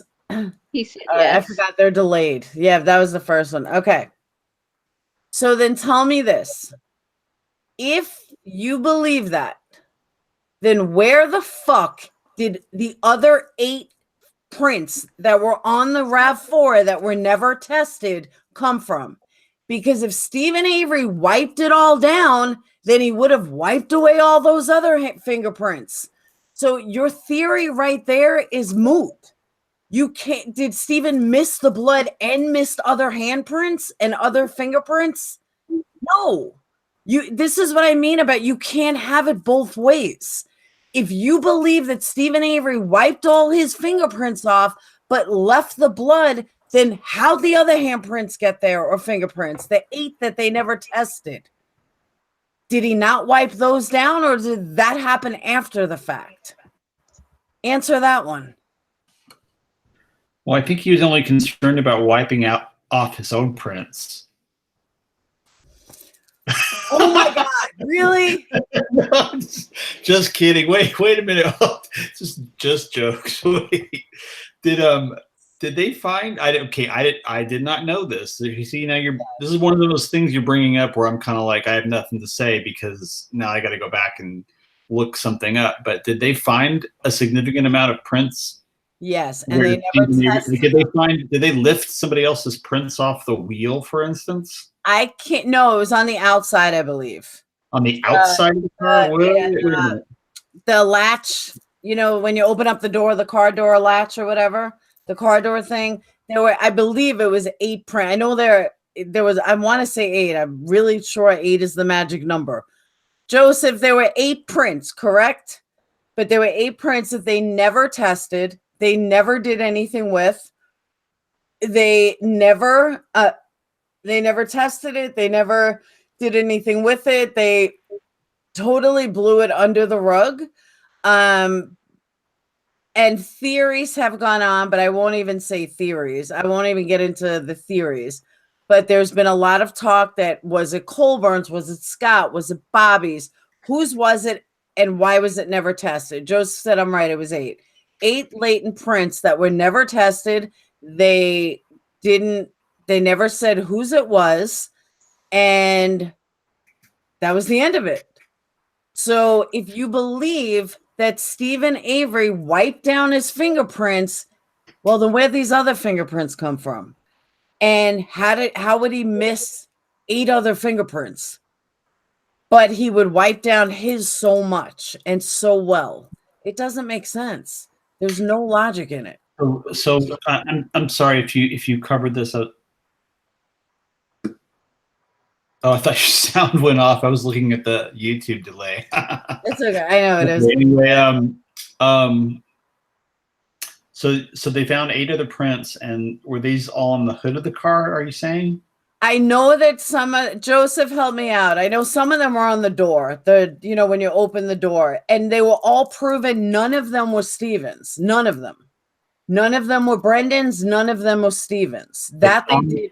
They were able to rule them out. On I the believe some of the ones on the license plate as well were tested, but they weren't Okay. anybody's. And then in one of the photos of the RAV on the very back, the wheel cover, you can actually see a handprint in the dust. And to my knowledge, that was never tested.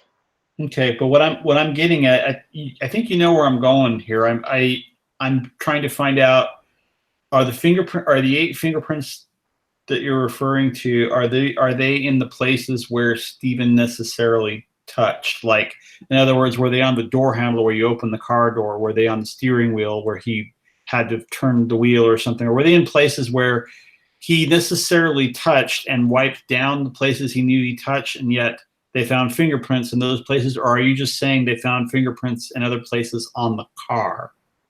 They found 8 prints lifted from the hood, all 4 fingers from both hands. Okay, on the top of the hood? I don't remember, but I'm positive they found it on a door. Joe tells me no. Joseph saying 8 prints lifted from the hood, all 4 fingers from both hands on the hood, like as if you're pushing the hood down when you close it? Or you're opening a hood. Okay. They ruled out 5 of the prints, but 4 were not tested. The door handle. Thank you, Susan. I remember there were prints on the door handle.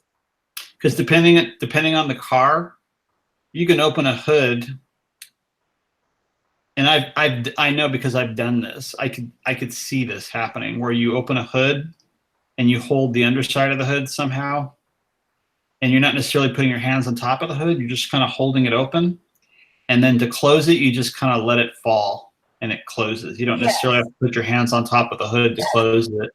I do that with my car. In fact, that's how I close the hood. Is I just let it get to a certain point, and I just let go, and it slams shut. And I don't really touch the top of the hood at all when I do that. But that's. And I'll agree with you. But how do you open it if you don't touch it? You pop the hood from inside the car, Mm-hmm. and the hood pops, and then in between the space in between, you kind of reach in and grab the hood latch. Got to get your finger on the hood latch somehow and push it, and then underneath you just lift the hood from underneath, and you wouldn't necessarily leave a print underneath the hood, because sometimes the underside of a hood can be very porous and dirty, and it not really conducive to leaving a fingerprint like the top of a hood would, which is smooth. It's the painted surface that you're going to find a fingerprint from, and not necessarily the bottom of the hood necessarily. I mean, or he might have had a rag that he used to pull it open all the way, and he just forgot to. He forgot. And I would agree with you, except for one major point. There were fingerprints on it, so somebody opened it. Somebody closed it. It was not Stephen Avery. I know what you're saying about letting the hood drop, but in order to open it, you have to have a thumb touch the hood to get the latch up. No, not the top of the hood. Okay, Falcon, though. You slide your hand in, you pop the hood latch, you use the back of your hand, and you push up the hood. That's what you're saying, right? Where was the DNA to suggest this? They did not find swabs of the inside of the hood, and that would have left epithelial DNA. Did they test it? They didn't check. Okay. So that would suggest that they believed the fingerprints, the handprints, whatever, on the top were how it was opened and closed. So again, either they failed to do their job, or it wasn't Avery who touched the hood at all, because it should have been swabbed. The little stick that holds the hood open, that should have been swabbed. The latch inside of the car, that should have been tested for prints and swabbed. It wasn't. What else wasn't?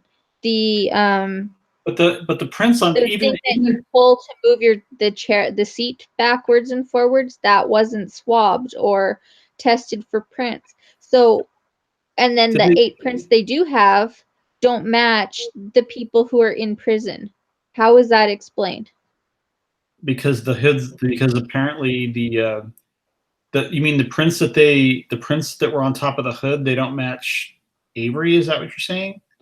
The hoods that are the prints that they do have came back to nobody that they tested them against. Not Avery, not Bobby, or no, they didn't test them against Bobby. Not Brendan. Okay, because then the answer is obviously that it was none of those people. Exactly. It was either none, and if even then though, they should have swabbed the inside of the hood, because as you suggested, you can lift it with the back of your hand, but that would leave epithelial DNA, because you would be pushing your skin, your sweaty skin at that, onto the hood. So there should have been cells there if there was some on the latch, and they didn't even swab that. Well, no, how about the blood that he dripped all over the car miraculously didn't get any on the hood latch, but it was bleeding so much that anything he touched had blood on it inside the car. But as soon as he goes outside of the car, now all of a sudden there's no blood. It's just sweat DNA. Where's the sweat inside the car? Which finger was he bleeding from? The middle one. Which hand? Right, I believe. Right hand? Index. Right. Was it right index or right? Not a lefty. Okay. He's a righty. Okay. You can open a hood latch with either hand. Would you agree with that? That you can open a hood latch with any hand you want, with either your right or your left? You are going to naturally do it with the hand that you are. Right. But if you say if you didn't, if you were bleeding from one of your fingers, or from one hand, you might favor the other hand if you're opening a hood latch, right?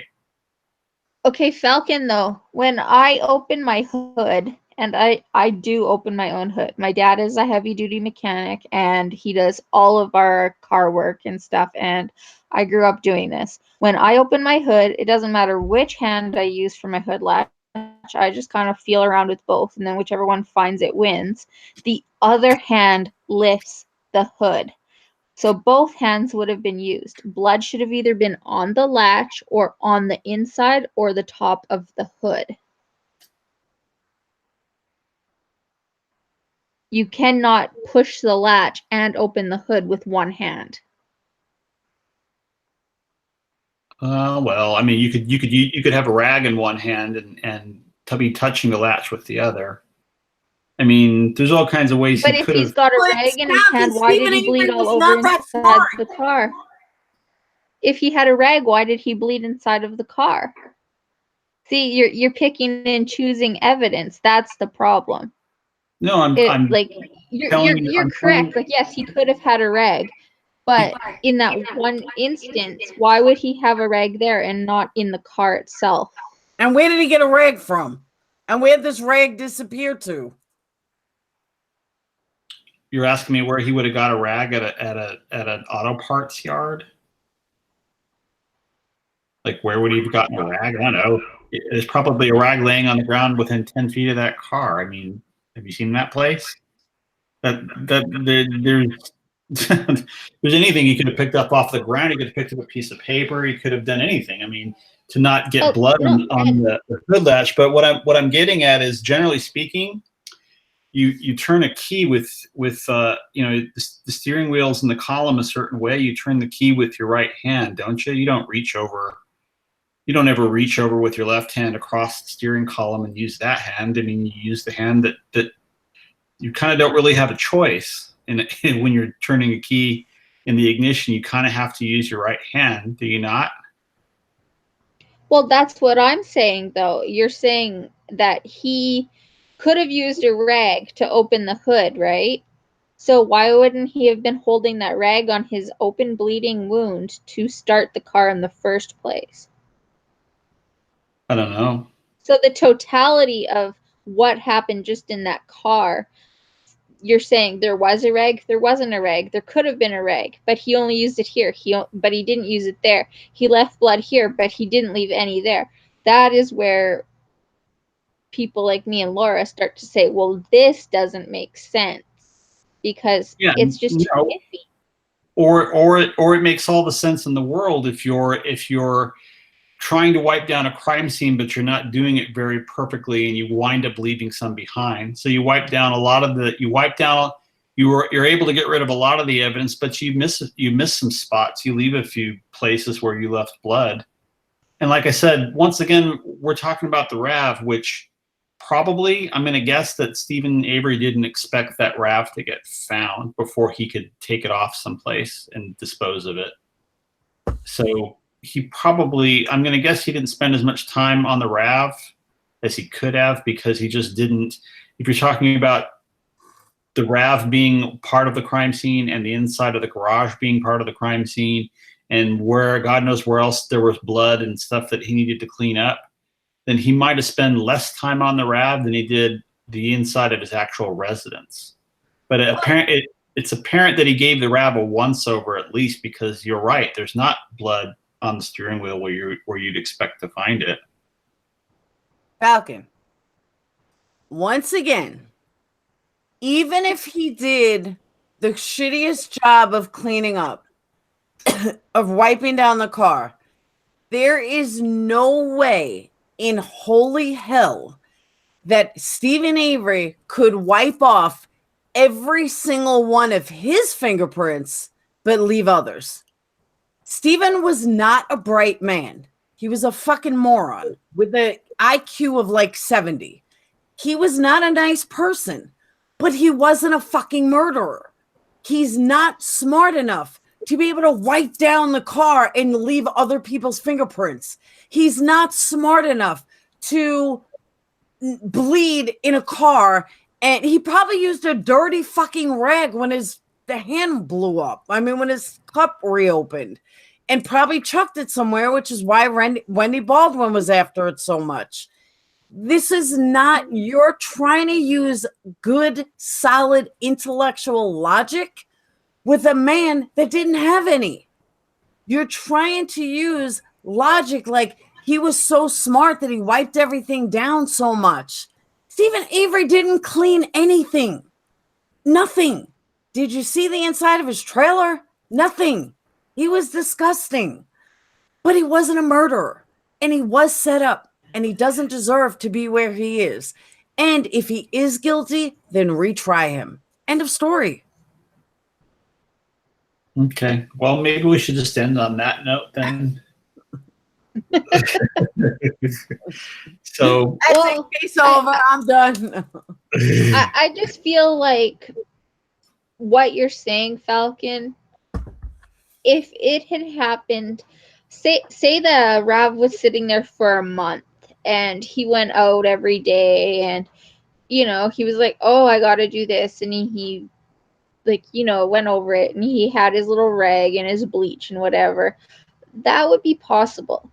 But given the amount of time and the fact that they had flyovers instantly, and it was a business with people coming and going, and how many people living on the property, there is no way that he was going back and forth, back and forth, back and forth 100 times to the RAV. So whoever did it went in there and they did it fast.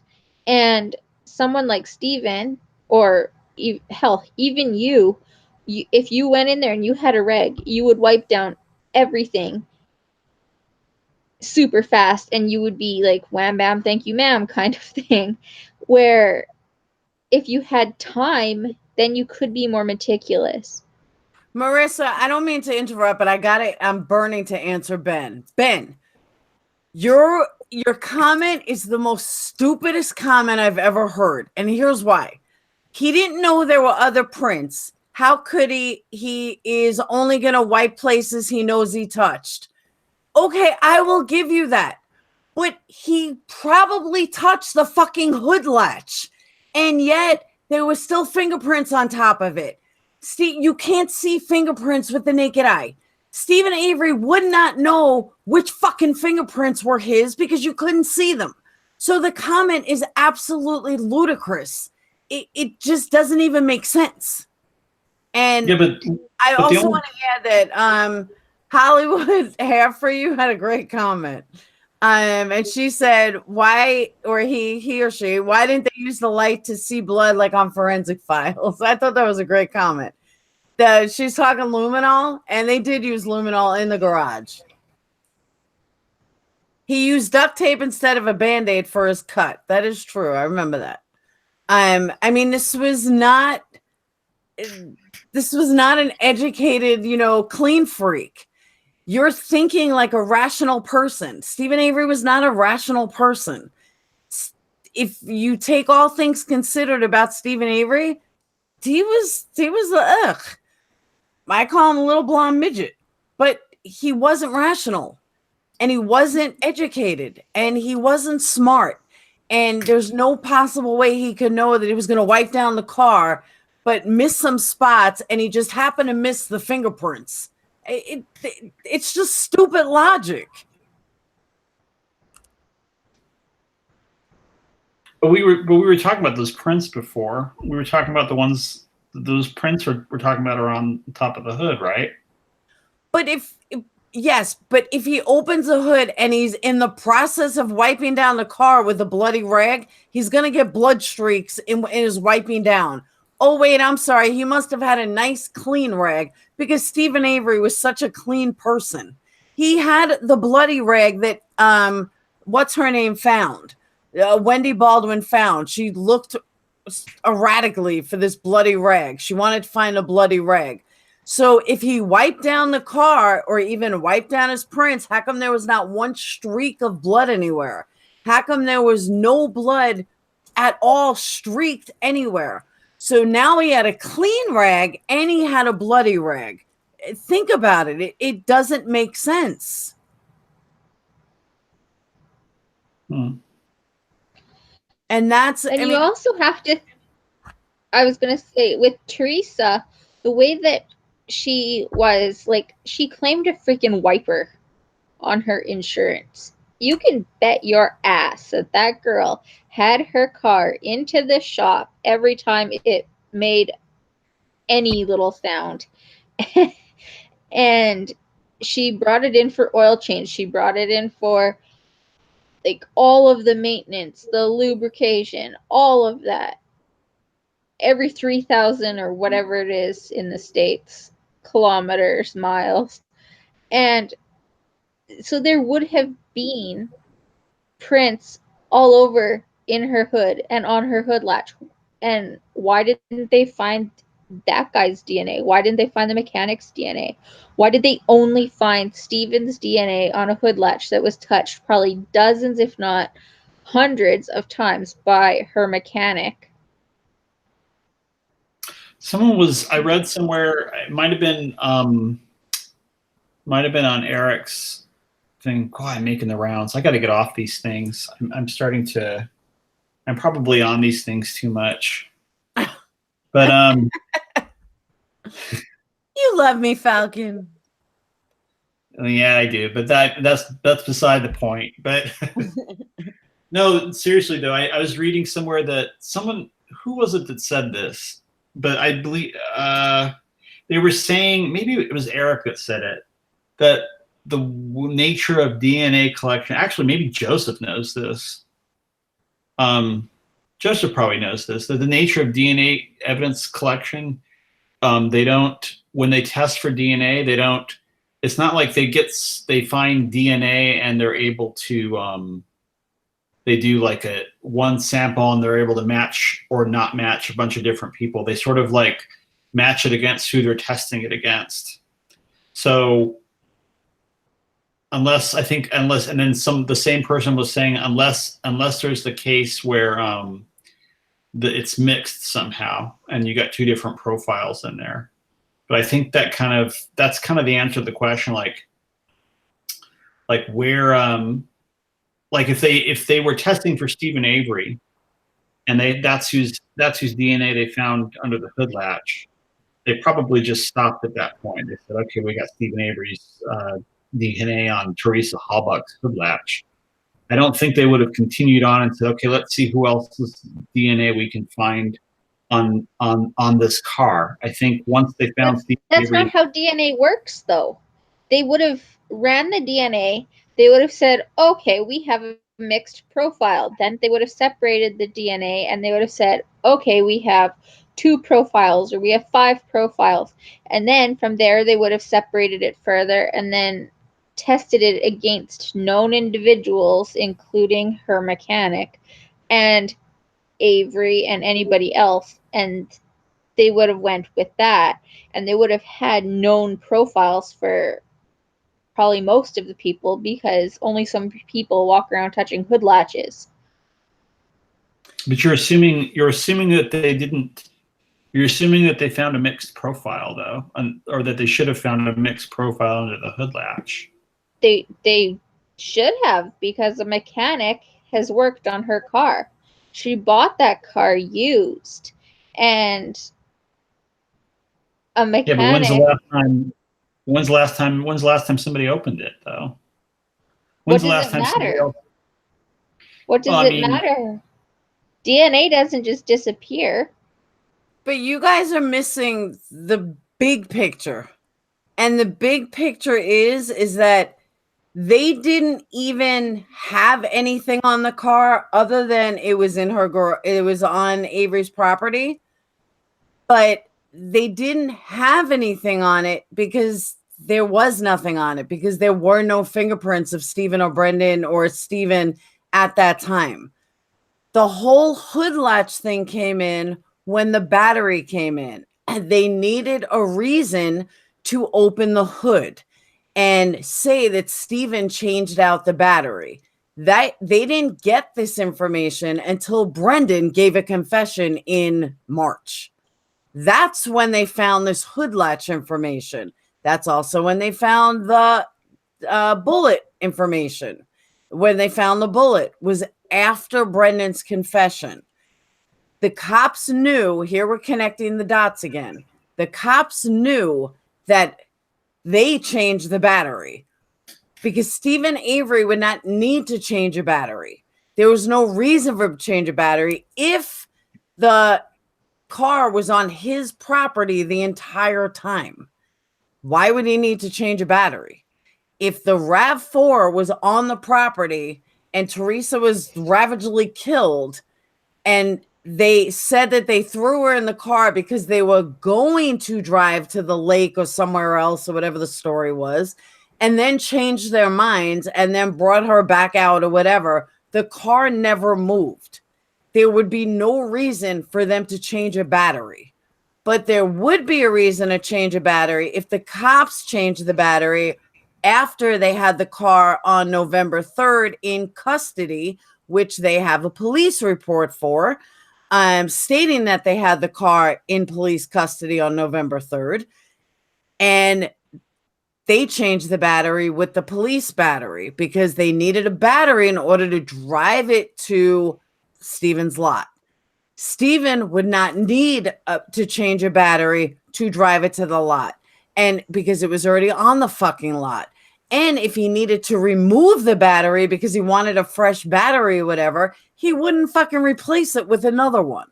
So there you connect the dots of it makes absolutely no sense that Stephen even went under the hood. But it does make perfect sense that the cops went under the hood when they switched out the battery to drive it from the police station where it was in custody on November 3rd to Avery's property on November 5th. Herman or Peterson, I don't remember which one. I think it's Herman. One of them owns a salvage yard themselves.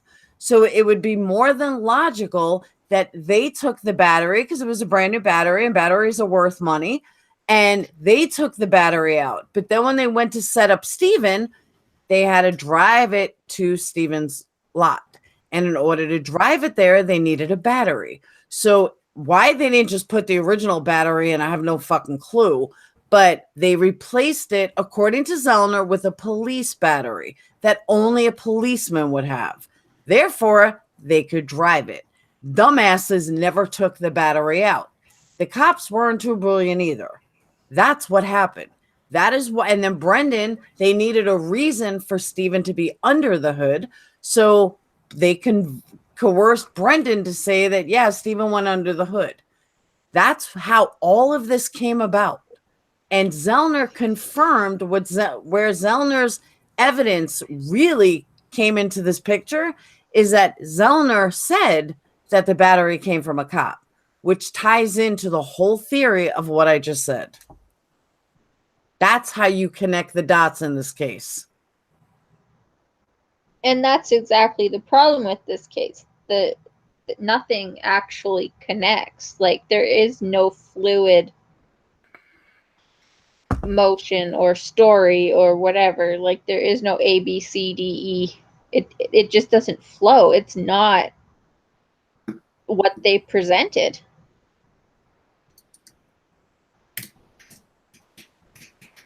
Sorry, I'm trying to answer somebody in the chat. Should probably get back to the chat because there's people like firing questions and I can't type fast enough. Like Chase is asking something about.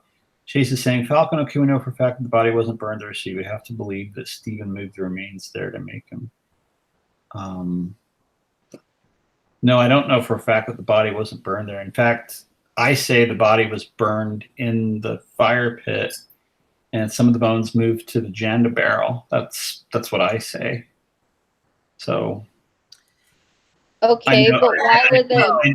I know we don't agree on that. I'm just saying it's like, I'm not stipulating. My point is I'm not going to stipulate that they weren't burned there. I think they were burned there, but we can talk about the condition. Like I said, we were talking earlier about the condition of the bones there and stuff. And there was one thing that I thought they did do a good job of kind of beating up Eisenberg a little bit. The defense did do a couple things I thought were pretty good, because one of the things they asked Eisenberg on the stand was whether or not she could say, she could rule out the possibility that the bones had been burned someplace else.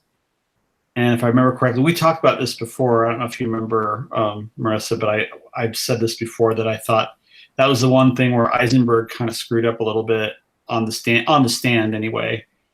And the question was whether or not she could rule out the possibility that they'd been burned elsewhere and transported to that spot. And she started to say, yes, I can rule it out. And her reasoning for that was that she didn't see the kind of breakage that you'd expect to see on bones that had been transported.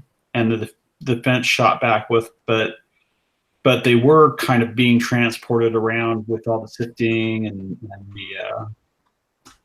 the going through that process where they're going through, they're being sifted through dirt and screens and stuff.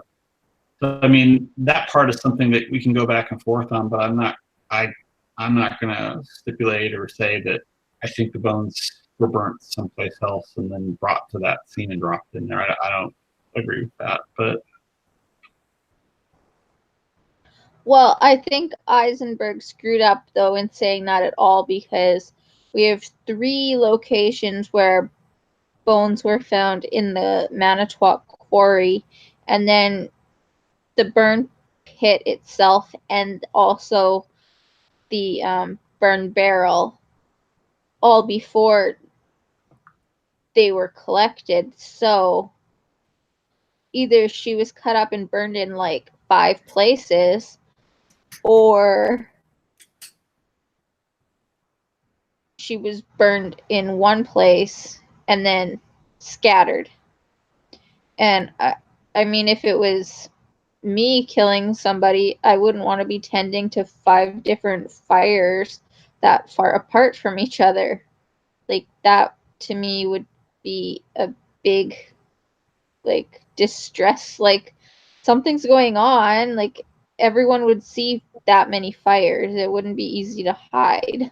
Marissa, I gotta interrupt you for 1 second. Yeah. Max Jammer. Cause I gotta go on the live one. Max Jammer, I want you to look at that closely.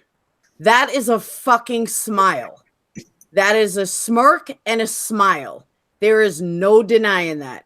That is not a I'm mad. That is a blatant smile smirk. That is why I said it. And what I'm talking about is Max Jammer just questioned that on a video of mine, a video from 2 years ago, and saying that that wasn't a smile from Scott Taddick. Oh, yes, it was. That Yeah, that was a smile. How do you say that's not a smile? That is a fucking blatant smile. Yep. That was a massive smile. I think he was wincing. I think he sat on something. Yeah. Oh, so he had a tack. Someone strategically placed the tack just under him, just as the photo was being taken. I don't know. It's like what? So what? I don't even know what that. What's that a native? Is that some? He was. Someone was trying to say that's not a smile. Max Jammer 47 was saying it wasn't a smile. He was just pissed off. Well, he probably wasn't angry when he was yelling either. Then, right? Exactly.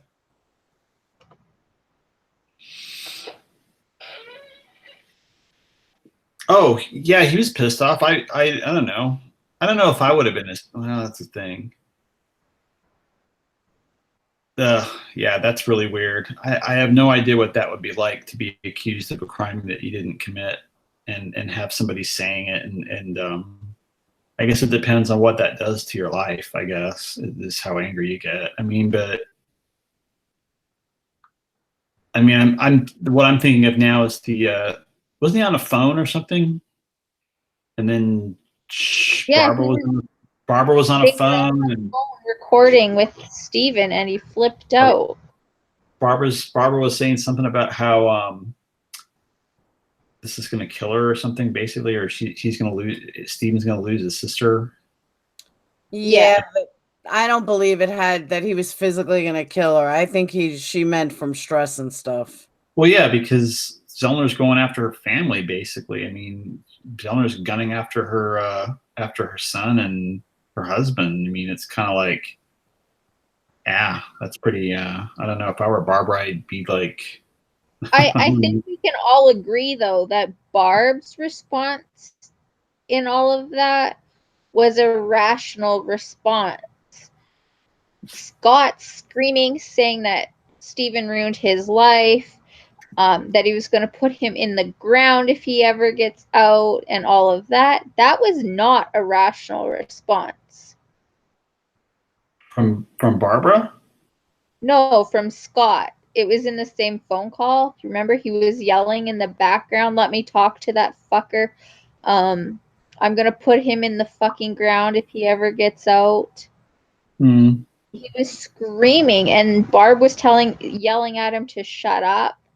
And Steven was just sitting there like, yeah, okay. And Barb kept saying, "You're going to have a dead sister." Yeah. Like, Barb's response, she was upset, but it was a rational upset. Scott was over the top in a full-on rage. Yeah. He seemed pretty pissed. I might have been too. I don't know. Like I said, I don't know what I would have. I don't know. Like I said, I don't know how I would react to something like that, where someone's in jail and part of their defense is to try to throw the crime on me. It's just like, whoa, yeah, that'd be. I don't know. Like I said, I don't know. What do you say to something like that? And you got him on the phone, and his lawyer's doing that, and he knows. Don't think for 1 minute that Avery's not aware of what Zellner's doing. Avery knows exactly what Zellner's doing, and Oh, of and course. the methods and tactics that she's using. So when he's feigning like he, I don't know, follow where the evidence goes, I guess. No, you know exactly what's happening. You know exactly what Zellner's trying to do. You guys have talked about this, you know. That's the thing. It's like, I don't know, if I were Scott, I'd probably be a little bit apoplectic myself if I was talking to the guy Okay, but honest trying to question. throw a murder case on me. Honest question. Like the truth answer, not just the one that sounds good. If you're on a recorded phone call with a jail, are you going to make a threat to put someone in the ground and bury them? Angry or not? I don't know. I mean, that's the thing. It's like, I don't think sitting here talking to you, thinking about it, probably I would not want to do that. And I would like to say, no, I wouldn't do that, Marissa. I'd say, you know what, I'm on a recorded line. I can't say all the things I want. But then again, when in the emotion of the situation, and I've been on the phone and, yelling at people before, for family members mostly, but, and have had like back and forth where I probably said some things I shouldn't have, like, cussed at them and stuff. It's like, I mean, but I'm just saying, it's like, I'm going to kill you, but most of I'm not do talking it in about front of law enforcement. I'm not saying I'm not saying I ever said that. I'm just saying, people getting angry over stuff, and they're not really, when you're caught up in the emotion of the moment, you're not really thinking logically as far as, irrationally about like, hey, I need to watch what I'm saying because this is a recorded line. I mean, maybe you just get caught up in the moment and just say whatever pops in your head because you're so pissed off that you don't really think. I mean, I don't know. I'm not. I don't know. I mean, like I said, I don't know if I wouldn't have said that. I would like to think I wouldn't have said that, but I don't know. I mean, I've never been in that situation, so I can't say, like, I mean, what? Well, and I also look at this conversation as something that was not a surprise. Stephen didn't call and say, hey, look, Scott is being looked at as a suspect by my lawyer. Scott already knew this. He had time to cool down long before Stephen called, because they can't call the prison. Stephen has to call them. This was not new news when that was recorded. Maybe he learned earlier that day. I don't know. But he still, it wasn't something Stephen told him in that call. So his extreme response was already him being cooled off, or having time to have cooled off. Well, I don't know about that either, because I mean, and I'm sure we've all been in a situation where somebody does, you hear about somebody doing something and you go, really, he or she said that, or he or she did that, really, damn it, and maybe you go the whole day, you haven't seen them all day, and so you're calmly, and you get pissed off when you first hear about it, and you're kind of angry and you're yelling at the person who told it to you, and you're like, oh, son of a bitch, I can't believe that guy did that, or whatever. And then you're kind of calm the rest of the day, and then all of a sudden you see that person, or that person is on the phone with you, and you're like, hey, by the way, I heard about what you did, and then it just bubbles to the top again. I mean, I've dealt with family members who basically, it's the same type of situation.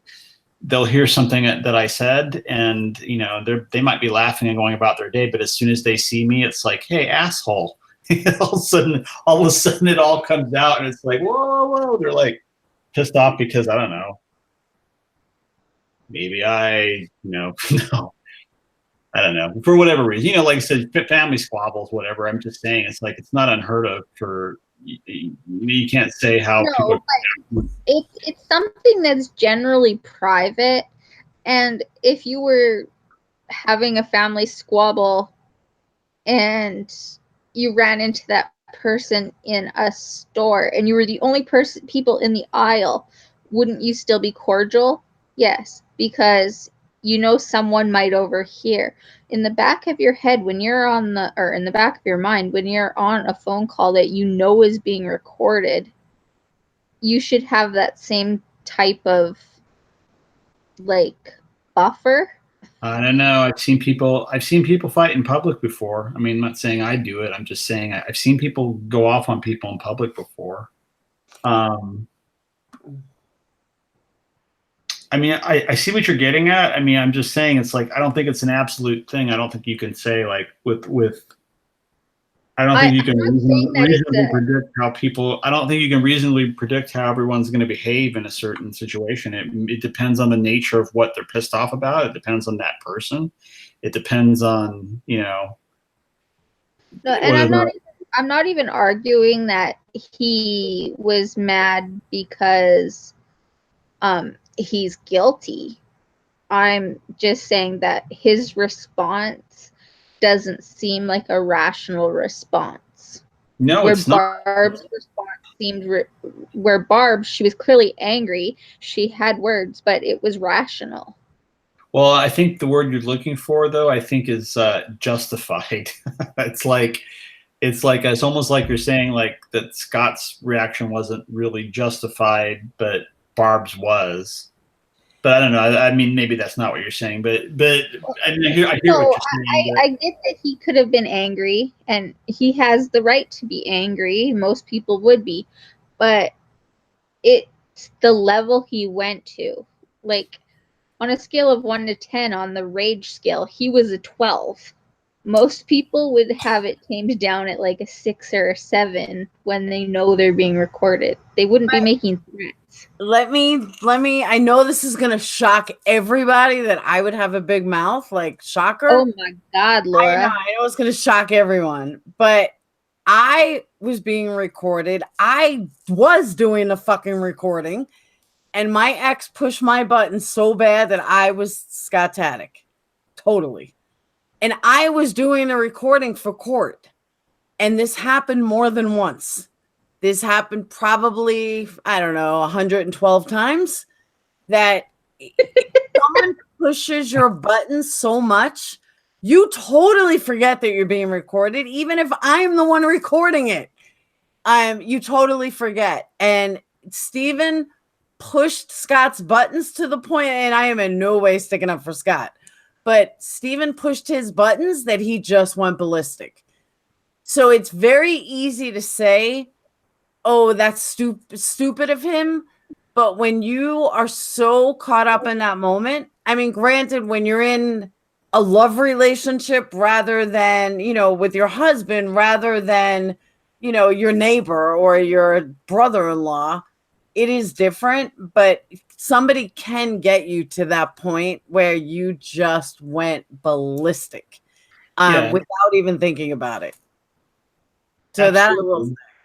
No, absolutely. And like, what I was thinking of? It's like, I don't think he knew he was being recorded, but I always think of like the Mel Gibson. Have you ever heard of the Mel Gibson recordings where he's yelling at his girlfriend? And it's like, those are like, if you get a chance, I think they're on YouTube. They're somewhere. Those are like, I don't want to say they're fun to listen to, but they are kind of fun to listen to. But anyway, more fun than me? What's that? More fun than me? No. I'm just talking about just in terms of just, well, I shouldn't say, maybe fun's not the word. They're interesting. They're interesting in the sense that, you really get a glimpse of another side and kind of like that human. I mean, like you said, you went off on your phone calls and you were the one recording them, which I think is just so scary. It's like, did you have to hand those over to the judge and like basically say, or were you able to edit them down somehow? No, or I was using them against him. That, he threatens me, that he does this, he does that, he's lying. I was using it to show that he uses our kids against, us. And it was a big nightmare. But the point was, I improved nothing because here I am screaming like a lunatic. I bring these tapes to my lawyer. My lawyer's like, you are joking. And I was like, but he pushed my buttons with his lies. It doesn't matter. You're saying that he's crazy and you're the one acting like a fucking lunatic. I can't use this. And no matter how hard I tried it, ended up with the same result. No, but that's... Can we just give some credit to Steven for how freaking calm he always is? What? Can we Oh, give credit to Steven and how calm he always is? That probably pissed Scott off, and I understand that. That's one part of Scott I did not fault him for. Yeah, that was totally what I'm me. saying. It's like that's what I'm saying. It's like it's hard to say, like it's easy to say on paper in hindsight, like how someone should have behaved. I mean, I'm sure, Laura, that if you had it to do all over again and on paper you would have been like calm and methodical and just Absolutely. but in the moment, that's what I was saying. In the moment, you get when you're, like I said, you can go all day, like you'll hear about something somebody said and go, huh, interesting, and then later on you see them and it just all bubbles to the surface.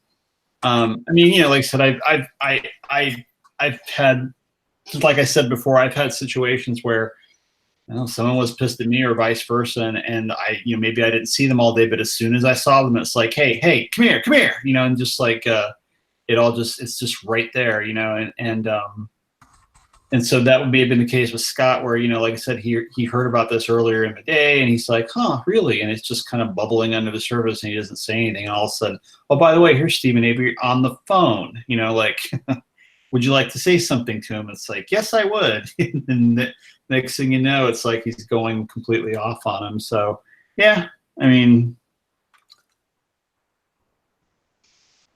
Okay, maybe we should. Everybody's getting I'm tired. gonna fall asleep again. I can't believe it's 2:30. I had like literally 2 hours of sleep last night, and then I was like, all right, I'm gonna do a live tonight, and end up doing 3 of them. What you're doing? You're not doing another one after this, are you? No, I did 3 already today. I did one after an hour. It got cut off. Then the second one, and then we went to this one. Okay. So, all right, guys, we're gonna cut this. It's 2:30 in the morning here, and I'm tired. Aw, 6.5 hours, Laura? What? I said only 6.5 hours? Only 6.5. Is it? Yeah, I guess it went 6.5 hours. You're right. I started at 8. So we definitely had Friday night together. I'm probably gonna do another one Sunday, though. I'm probably gonna do another live Sunday. Oh, well, I won't be there for that one. I won't be there for that one. I have something. What's that? You have a date? No, I got something else going on. But anyway, I probably ought not be on every time. I probably ought not be on every time. You probably ought to try to get another guilter on here if anything, or what's up with that? Because I feel like I'm kind of getting pigeonholed here. It's like, I don't know, but it was fun. This has been fun. Like I said, it's always interesting to me. I'm not trying to say anything about it. I'm just saying it's like I'm talking about for your show. It's probably, I don't know how interesting it is to have Falcon on every time you're on the you do one of these. Maybe it's like should reach out to other guilters again and see if anybody responds. And I do. They don't want to go live. I got Ben. I got playlist. They don't want to go live. What about Hens? At this point, I don't think that you're necessarily a guilter. You're starting to kind of come to the truther side in that you actually want the truth.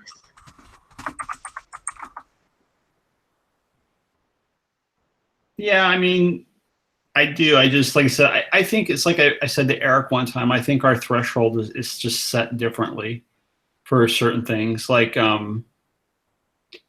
there's certain things like, to me, the claim of stuff being planted, to me, that's like an extraordinary claim. That's like, to me, I need proof of that. I need someone to show me exactly how that was done. I just did. I gave you exact how it happened. The only thing I can't do is I don't have the evidence Zellner has because I'm not standing in front of her. I mean, I don't have that. I'm not privy to that information. Really quickly, our local police station about 10 years ago, we have the state cops, or I guess provincial cops here, and then we have city cops. Our city cops set up a guy for murder, and he was a business owner. He went to jail, all of that. Then he went on his appeals, and it turned out that the cop's kid had actually committed the murder, and the entire force had destroyed the evidence that could prove it and set up this other guy. And the guy who ended up exonerated won a major lawsuit, and the city police went bankrupt and were shut down, and now we have the provincial police in town. So it does happen.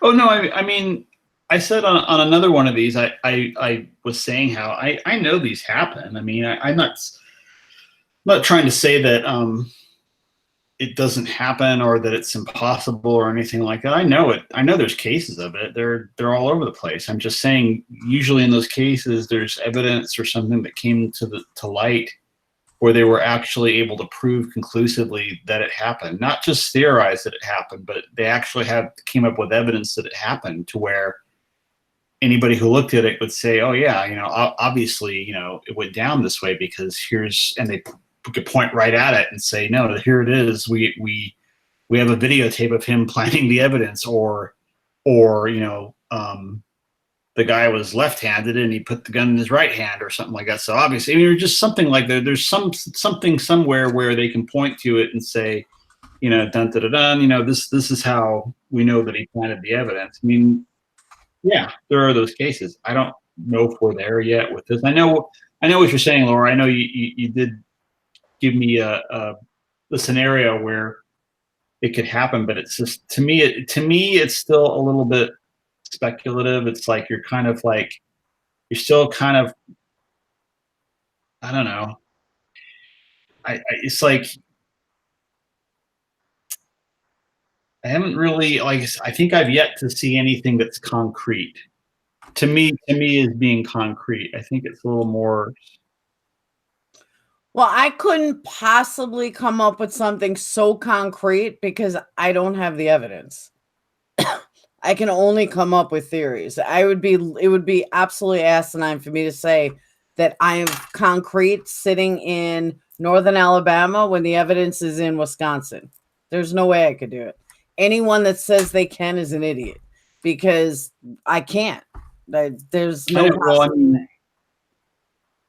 Okay, but that's what I'm kind of saying. It's like, for me, I would need someone to post something or show me something. And I think I will say this: the closest I've seen anybody come, and obviously I'm going to say this was you, Joseph, and with the whole mugshot sketch and the tracing. I have to admit that when you overlay that drawing over that mugshot, that it looks pretty damn close to that mugshot. And I would think, unless I didn't know the other stuff I know, my instinct might be to say that it looked like somebody just laid over a piece of onion skin on that photograph and traced it out. Except for the other things I do know, which is that he was in there with her with, I keep saying Penny Benjamin, and I think I'm getting that from Top Gun. Penny Bernstein. Penny Bernstein. Penny Bernstein. He was in there with her when he sketched it. And I know what you're going to say. You're going to say, well, he had access to it, and he's relying on memory and stuff. But apparently, like I said, Penny was okay with what he was drawing in terms of, the description that she was giving him at the time. So, but that's pretty close. That's pretty close to being something where that to me would be something that you could point at. That's the kind of thing I'm talking about. You could point to that and say, but look at that thing. Look how close it looks like it's a tracing. It's like, it is a tracing. I mean, you could damn near say that. And that's one of those, that's the kind of thing where that's the kind of thing I'm talking about, where that is something you can point to. That's concrete. That's like, no, that's not a coincidence. Somebody traced that, or somebody, wouldn't off a sketch. That's pretty close. I mean, that's to me, that's the kind of thing that I'm talking about.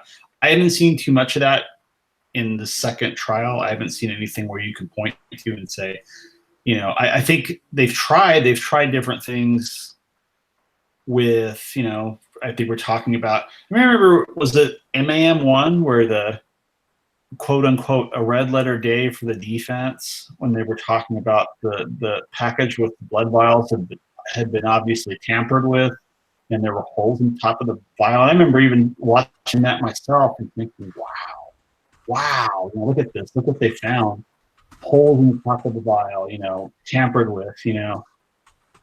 It turned out to be nothing. It turned out to be, you know, no, those rubber tops have holes in them already, and none of the RAV blood had EDTA in it. And, you know, it's just like, well, that was close. If they would have, you know, if they could have made something out of that, that would have been something. If for instance, they found EDTA in the blood that they collected out of the RAV, to me, that would be a big wow. That would blow me away, actually, if that had happened. Something like that. That's what I'm talking about. That's the kind of thing I'm looking for. When I talk about evidence that it was planted, that's the kind of thing that would make me believe that it had been EDTA in the RAV. What else? What else would be a good one? So, Falcon, if Zellner gets an evidentiary hearing, which she should if the judge isn't biased, and she puts all of this evidence in, will you then accept that as a factual thing? It depends on what it is. I mean, yeah, I'm definitely look at what she puts together and see what's there. I'll definitely look at it. Yeah, sure. Okay, so if the court accepts that it is proper evidence, then it's okay. But until then, it's just theory, right? No, I'll look at it before then. I'll look at it before it gets to the court. I mean, I've been looking at the stuff she's been doing up to now and looking for things to where, you know, that oh wow moment. You know, I'm not saying it has to be something that the court accepts necessarily. I'm saying what is it that we're talking about? Like, show me what it is that she's putting together, you know, like whether the court accepts it or not. That's why, you know, I kind of made this offhand comment in chat. I made this offhand comment that even if Stephen Avery gets out, I'm not going to admit that I was wrong necessarily. And what I meant by that is it depends on what the evidence says. It depends on like how he got out. You know, what's the basis on him getting released? I might not go back and say, well, I was wrong, and I guess the truthers were right. On the other hand, I might become a truther whether he gets out or not, depending on something that Zellner puts together. If Zellner puts something together, whether it goes to trial or not, or whether it makes it that far down the line, and she puts together some blockbuster piece of, you know, oh my God, you know, look at this thing. I'm not saying I wouldn't look at that and reconsider if it was something where it was definitely, you know, that kind of smoking gun concrete thing. So yeah, that's kind of where I'm at. I'm not whether he gets. I mean, like I said, he's in jail now, and there are people who are certain that he's innocent. So whether he's in jail or not doesn't. I mean, it goes the other way too. He could be out of jail and people think he's guilty. You know, it's like it's not a one way or the other thing, simply based on whether he's in or out of prison. It depends on what the evidence is. Obviously, for truthers, regardless of the fact that he was convicted and he's in jail now, they still believe he's innocent, and they're you know, looking for him getting out. You know, conversely, there's going to be there's going to be guilters that if he does get released, there's probably going to be guilters who are going to say, well, he shouldn't have been released, you know, and we're not wrong. He's still guilty. He just got released is all, you know. So I think it just all goes back to, it depends on the evidence. It depends on what they find. It depends on, you know, those things that you can point to. But anyway, people are really tired now. Yeah, it's almost 3 a.m. I am out. I am going to bed. Okay. Well, this is fun. Thank you. It was fun. I'll come back again. Just maybe not so soon, but I'll come back again. I'll come back and do this again if you guys want. If you guys want me to, I'll come back. I mean, it's interesting. Of course. So we love you, Falcon. Oh, love you too. Quentin, Falcon, check the comments on your way out. Quentin said that please tell Falcon that the battery has a clear paper trail to Colburn, and he will see that on December 20th. Okay. Yeah, I mean, yeah, there's and then once again it's like it's that thing where there's always something. It feels like there's always something that somebody brings up and I'm like, I'm gonna have to look at that. So that's where I'm kind of like, You need to look more into it. okay. You're not looking enough into it. You're a smart guy. You can figure out the big bang.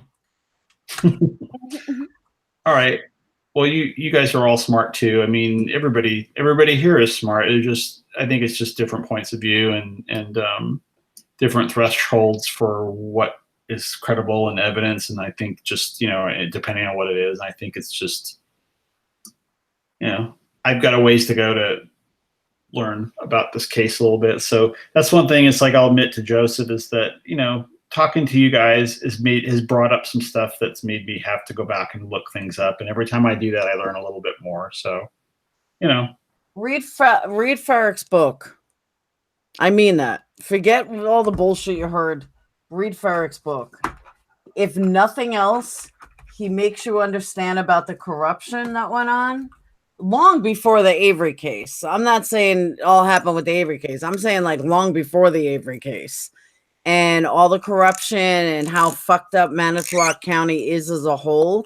It's very interesting. And it's stuff that I didn't even know. But it really is interesting. Okay. Well, I'm really bad about books too. I mean, I don't. There's I an don't audio version. There you go. Yeah. Oh, yeah. There you go. I didn't even think about that. Audible. Ha. It's actually really good. I used it. I did Kindle at first. I was like, I don't have time to sit here and read a book. So I did the Audible version. And yeah, he's right. You can get it free for the first 30 days or something. And I put it on headphones when I was cleaning, doing stuff. And it was awesome. It was great. Right now, Audible for new customers has, I think, half price for the first 3 months. It's only $6.99 instead of $14.99. Or it's free for 30 days. Yeah, and the first 30 days are free. So it's a really good deal right now for anyone who wants the audio version. I think you could do a whole series. Will Falcon become a truther? Falcon will. Falcon needs to think about the things I told him so he can be a truther. But I am cutting as I am so going to bed. Yeah. Good night, Laura. Good night, you. guys. I will see you guys Sunday. Marissa, I'll talk to you tomorrow. Yeah. Night, Falcon. Good night. Good night. I need the other one to end it. Yep.